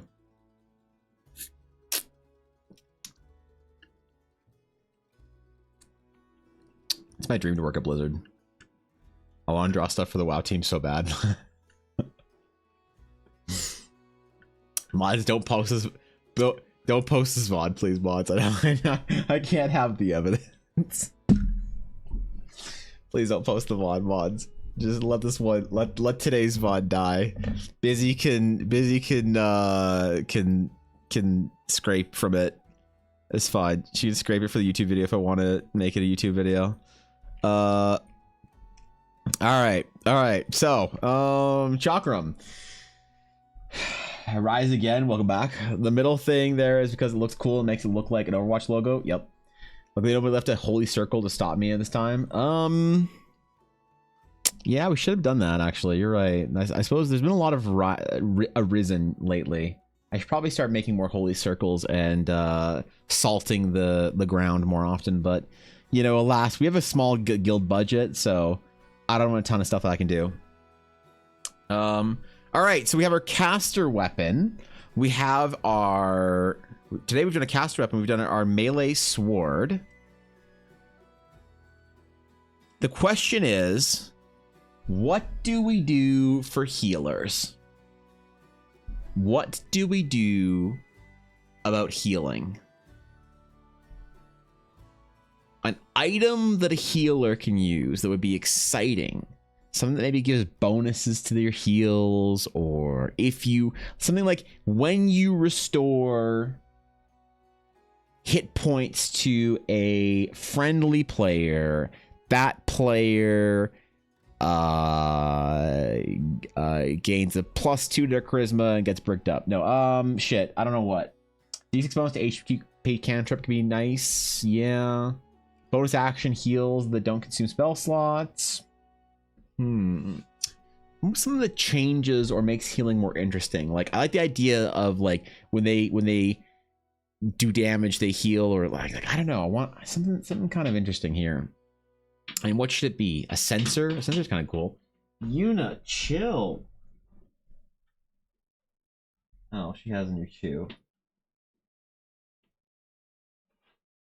I swear, if you don't stop banging your chew on Ella's computer case, I'm gonna skin you and make you into an UGG. Alright, good girl. Good girl. Maybe some of the chain that wraps around the arm like a magical cuff? That's kind of cool. We already did a spirit chain item. A vamp race, yeah. We already did a spirit chain item, so I don't know. It'd have to be different than that. It'd have to feel different than that, I guess. Something that like when you heal a target or a friendly creature, that creature gains advantage on their next attack. when you restore health to a fallen ally, that ally can act on this turn, or the turn after they are revived. When you heal a creature, they produce flames from their body that deals damage in a cone in front of them for 1d6 fire damage. An aspergillum? What the fuck is that? Small shield? A shield would be cool, actually. Yeah. Wings of Avacyn? God damn it. Stop trying to impress Blaze. Other permanents you control are indestructible. Flying, vigilance, indestructible. Yep. No, you're right. We just give people Avacyn wings. Holy water sprinkler. Holy water. Unique. Hold on. Unique.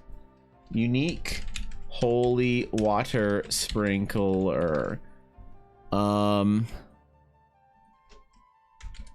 Let's see.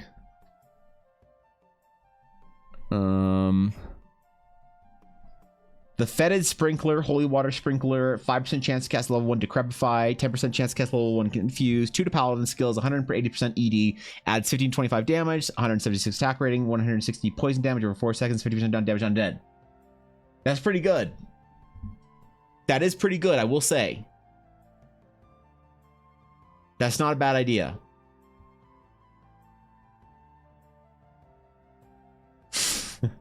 That's a cool idea. Heal someone, their cape billows and their hair flows in the wind, they look cool. Yep, that's pretty good. Yep, a Pope hat. God damn it. We're not doing any Pope hats. We're not doing any Eldritch Pope hats, okay? What is this, World of Warcraft? Yield Super Soaker. Yep. A Caduceus Mace, if we're talking about healing items. What does a Caduceus Mace look like? Do you just mean like a Caduceus on a mace? Caduceus Mace. I didn't spell Caduceus right. Caduceus Mace. That's cool, actually. I like that.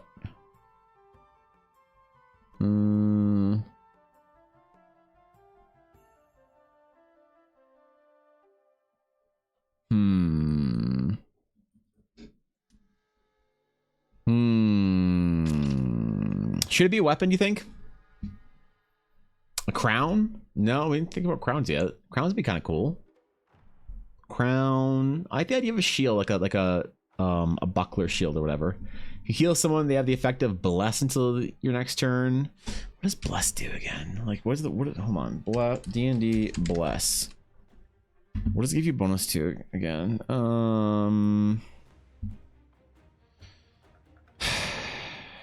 D4, right? On attack or save, but not skill.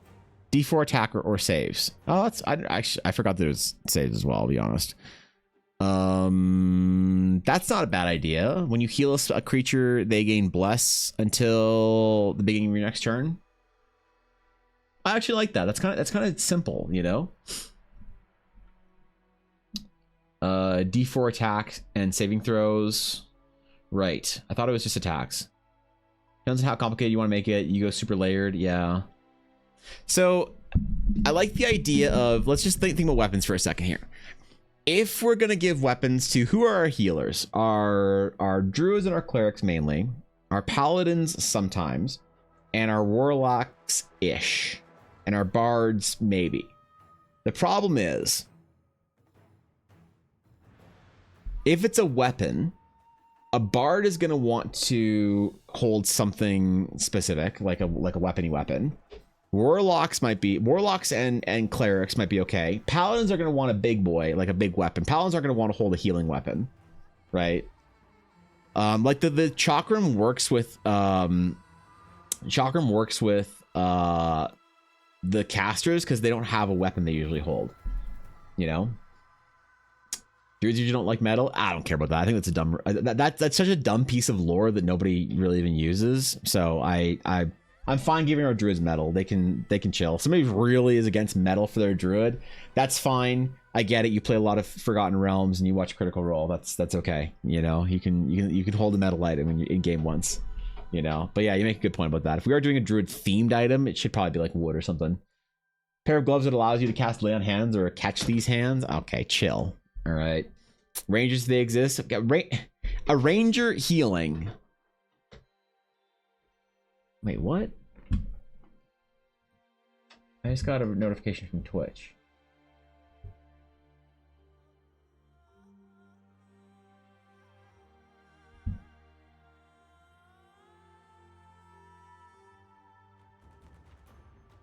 Automatic ad length and frequency features now live. Review your settings in Ad Manager to learn more. Opt out anytime. What?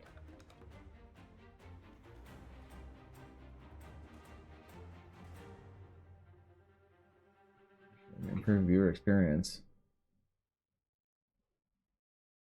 Interesting. Okay, I'll look at that after stream. Thank you, Twitch. Thanks, Twitch.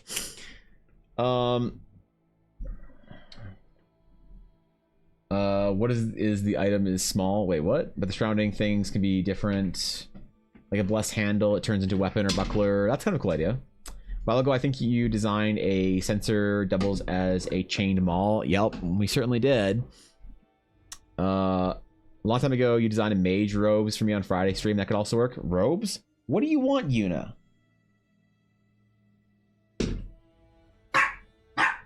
Yes? Oh, you think so? Really? I suppose you want me to hold your chew for you while you chew it. Okay. Say less. Alright, there you go. It's fucking dog, man. Robe, not robes? Oh, okay. Yeah, my bad. Meteor hammer sensor be cool. Okay, so what so if this item, let's just say our target audience, this item is a Durid or a Claire Ack or an Astral Sage. What is a weapon type, to stick with the theme of the last one, that you wouldn't normally get access to that's kind of a cool thing, like a healing axe, where you can say the words on it, you are proficient with this weapon, you know? It's like an exotic or something like that. Like, hold on, D&D. Where's our D&D 5e exotic weapons? Let's see. Official exotic weapon / variant weapons. Official. Where is officially from? So I know 5e doesn't have exotic weapons, but I'm looking to track down more of the unique mundane weapons from the published adventures, like the oversized longbow from Waterdeep Dragon Heist, or the hooked short spear from Uta, the repeating light crossbow from Uta, and so on. All of these weapons are outside the normal adventuring gear, but can be recovered after defeating the prospective wielders. They can serve as more interesting loot in lower magic settings, or allow players new opportunities for character designs and playstyles. So we got the Kuo-Toa, have a couple Kuo-Toa gear, the sticky shield, the pincer staff. What else? Gold Inventor from Vols has the most amazing useless weapon. My favorite is the scorpion on a stick. We haven't considered a danger animal on a stick before. That's a good, you know, that's not bad. The hooked bill. Yes, we could do the Lochaber axe as well. Let's see. The Yiklwa. Double-bladed scimitar, spiked armor. What else? What else we have from official stuff we can pull from?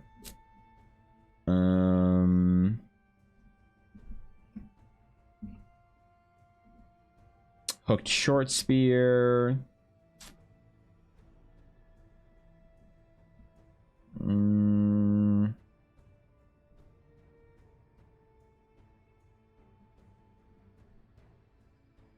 What else? Where else we get? Exotic. SRD exotic weapons. What's this? Axe Orc Double. Crossbow Kama. Kukri. Katana. Nunchaku. Shuriken. Dwarven War Axe. What the fuck is an Urgosh? Okay, I didn't know a picture. Net. Sai, whip, kama, bolas, sword, two-bladed. We're not giving our clerics a double-bladed sword. We're not. Come on, man. We're not giving our clerics a double-bladed sword. We're just not gonna do it, okay? They get no Illidan glaive. They get no Darth Maul lightsaber. A goose on a stick. Dwarven Orgosh is a double-bladed axe. Oh, okay. Wait, like on both sides? Like both ends of it? Or is it like double-bladed on one side or double-bladed on like you're fighting with it like you're a Sith Lord from the Republic? Yep, okay. A shield with a sword / knife on the end. A shield knife. What else do we have here? A scythe. What are these ideas? Dire flail, spike chain, hook hammer. What about strange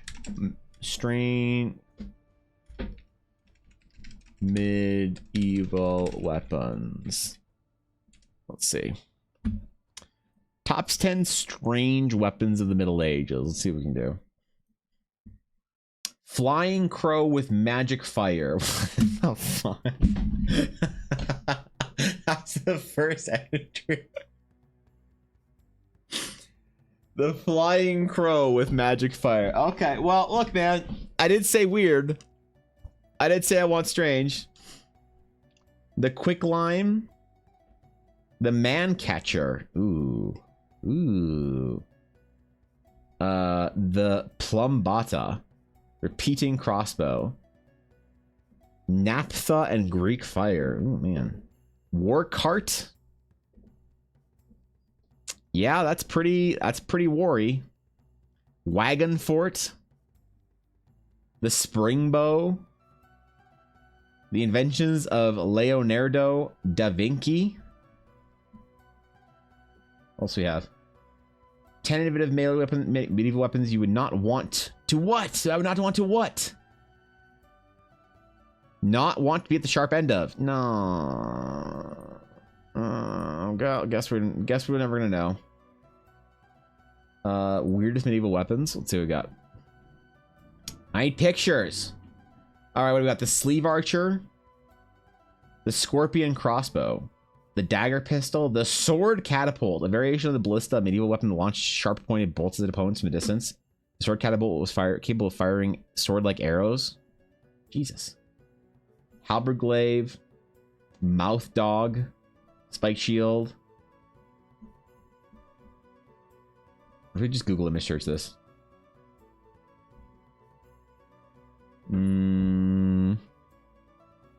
Weird but real. The different various warhammers. That's interesting. You heal a whole cart? We should, man. Just give him a whole cart. You get a wagon. A war wagon. A +1 war wagon. Argosh is most like the Dwarven war axe with a longer heft. Longer even than a great axe. Not so long to be considered a polearm.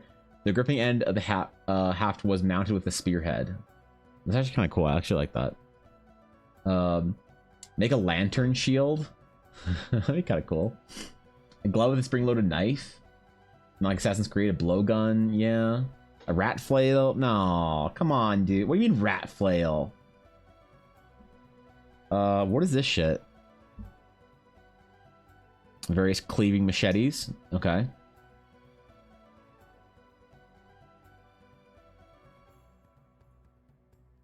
Are these saw blades just tied to axe handles? Why is this listed as medieval weapons? Okay. Flanged mace. This is cool though. The pistol with an axe on it. I like this. I like this a lot. This would be a great magic item. Because you can imagine it'd be brittle. Right? Or it'd be fragile, so not brittle. But if you make it a magic item, man, you can just chop people up, man. You give them the old chop. Give him a choppy chop while you shoot him. That's cool, man. The gun pistol. Why not gun sword? Oh. Why not crossbow sword?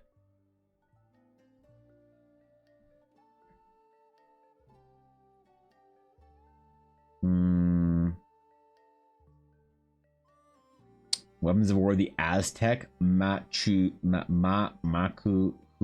it. I'm trying, man. The curved gun. Oh, this works. This is a great idea right here.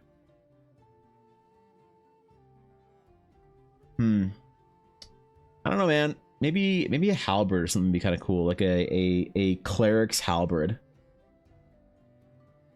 That way you get to be cool and be a cleric, but also get a fucking halberd. And it's a one-handed halberd that basically just gives you reach while you're clericing. So you can use it with a shield. That's a lot of guns, man. The twin flail. Yo, give the cleric spiky heels. Holy shit. Yuna, if you bork at me, I swear to God, I will end you. End your family lineage. God damn. Okay, she's good now.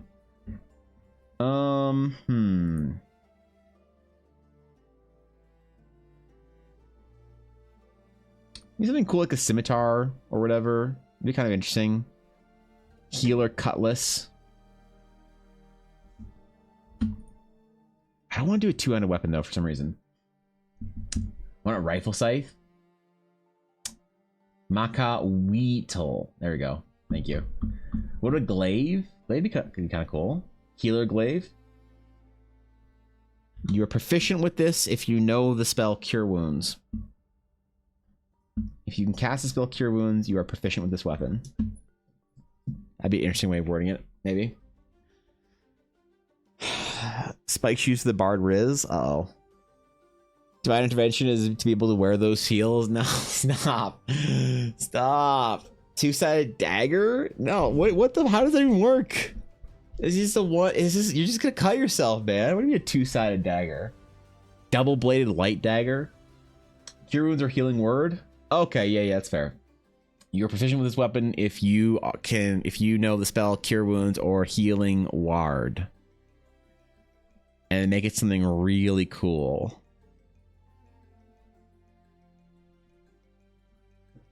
Oh God, what do we do?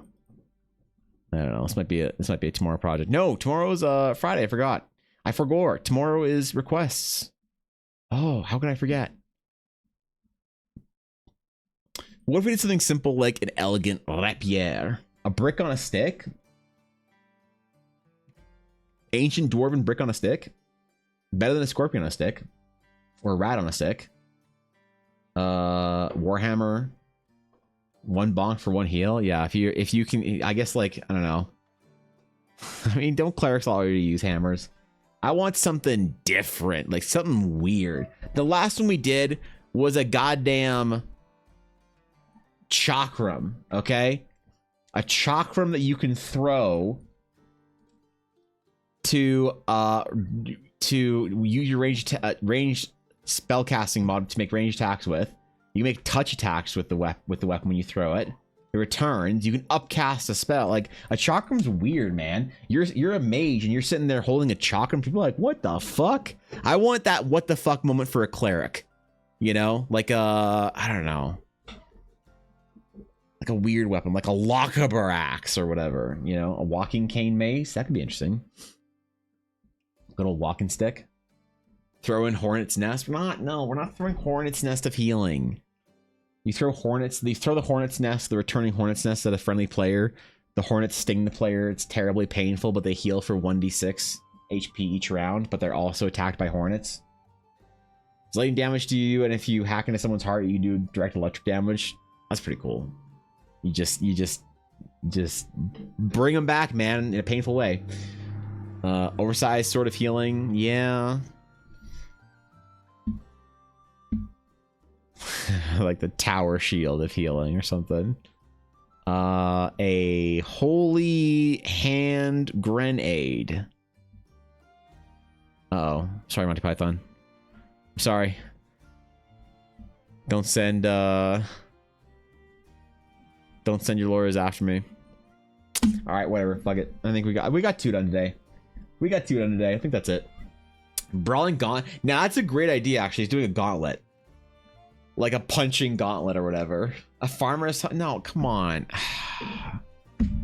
Come on, dude. This needs to be majestic and epic. You don't want to loot a dragon and get a hoe. All right. Come on, man. Okay, never mind. Yeah, come on, dude. Pickaxe resuscitation. These are good ideas. Well, we'll do it next week for our. We'll pick this up next week. Or you say a sword on a shield. We're not doing a sword on a shield, okay? Oversized gauntlet shield fantasy is real. It might be. Might have to do it. Might be a good idea, actually. Now I think about it. All right, so tomorrow. Requests are open. The official place to get mediocre art for your D&D game will be tomorrow morning at 10 a.m. Mountain Time, 9 a.m. Pacific, 11 Central, and noon Eastern, and whatever time zone it is in whatever made-up European country you're from. All right, but for now, I think it's a good place to leave it. I think we got some good designs done today. We actually kind of killed it. You guys knocked out of the park with your ideas, man. This is cool. I'll probably finish the painting of this off stream, and we will make it into a YouTube video. So thank you guys for your contributions. Remember to like, comment, and subscribe. Wait, I'm not recording a YouTube video yet. Shit, I fucked up. I'm nervous to get into YouTube videos, man. I'm nervous to post the first one. I have a couple ready. I'm kind of nervous. I'm hoping they go well. I was going to post the first one last weekend or this weekend, last weekend, but it'll have to be this weekend, unfortunately. Things happened. I have to close all these stupid animal tabs that I bring up from Adaria linking me Latin animal names at the end of stream. Like, why are there so many monkeys on my Firefox tabs? All right. Either way, that was good, man. That was fun. Germany, sure. Yeah, what time was it in Germany? 4 hours ago. Imagine killing a huge ancient dragon with a scrawny hoe. All right, that's pretty good. You need to get up early, you're saying, because I have something I want you to draw? I mean, Azalea, look. The first request of the day is always the least populated by chatters. So the first request of the day is always the best time to get it. The first and the last, actually. The middle ones are always have the most amount of people in it. The first and the very last are the best. But I'd be happy to draw it if you win. Hoping for you. I'm rooting for you. 1800. What is that in real time? 5 o'clock? 5 p.m.? Excellent. There you go. 5 p.m. German Standard Time. Or I don't know if Germany has more than one time zone in it. Probably not. But there it is. Around 5 p.m. 6 p.m. Okay, there you go. 6 p.m. 6 p.m. German Standard Time. But either way, thank you guys for chilling today. Thanks for hanging out this week. I appreciate y'all. I will see you tomorrow. It's going to be fun. And it's Thursday, so go play D&D. If you aren't playing D&D tonight, I'd be very disappointed in you. Make sure you play some D&D. Make sure you TPK your party. Make sure you romance the bard in your party, because let's face it, they're a little lonely. No one plays a bard that isn't lonely. So give him a little peck on the cheek. They deserve it. Until next time, my friends. I love you all. Thank you for the subs and everything today. The subs and the bits, that's ridiculous. Thank you for just being here. It is September apparently, and gifted subs are on sale. So I don't know. There it is, bro. Until next time, my friends. Farewell.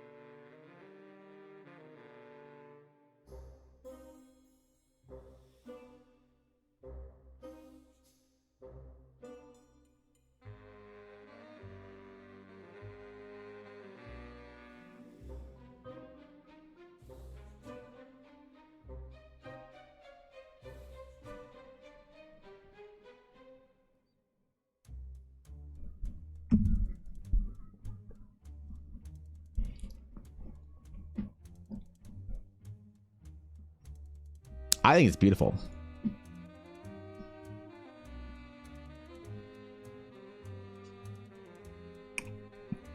When you attack, hear me out. You may pay $1 to your GM. If you do, you gain advantage on your attack roll, and you deal 1d6 greed damage. We'll call it the Great Axe of the Whale. Whale Hunter's Axe of Greed.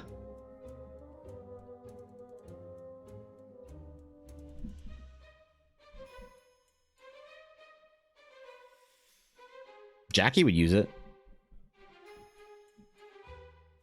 We can help turn our players into payers. After all, don't you want your DM to have a yacht?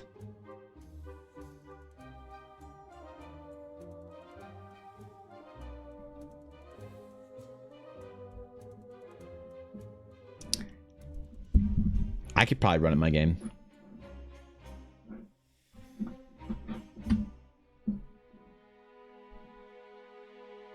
Maybe make it bits.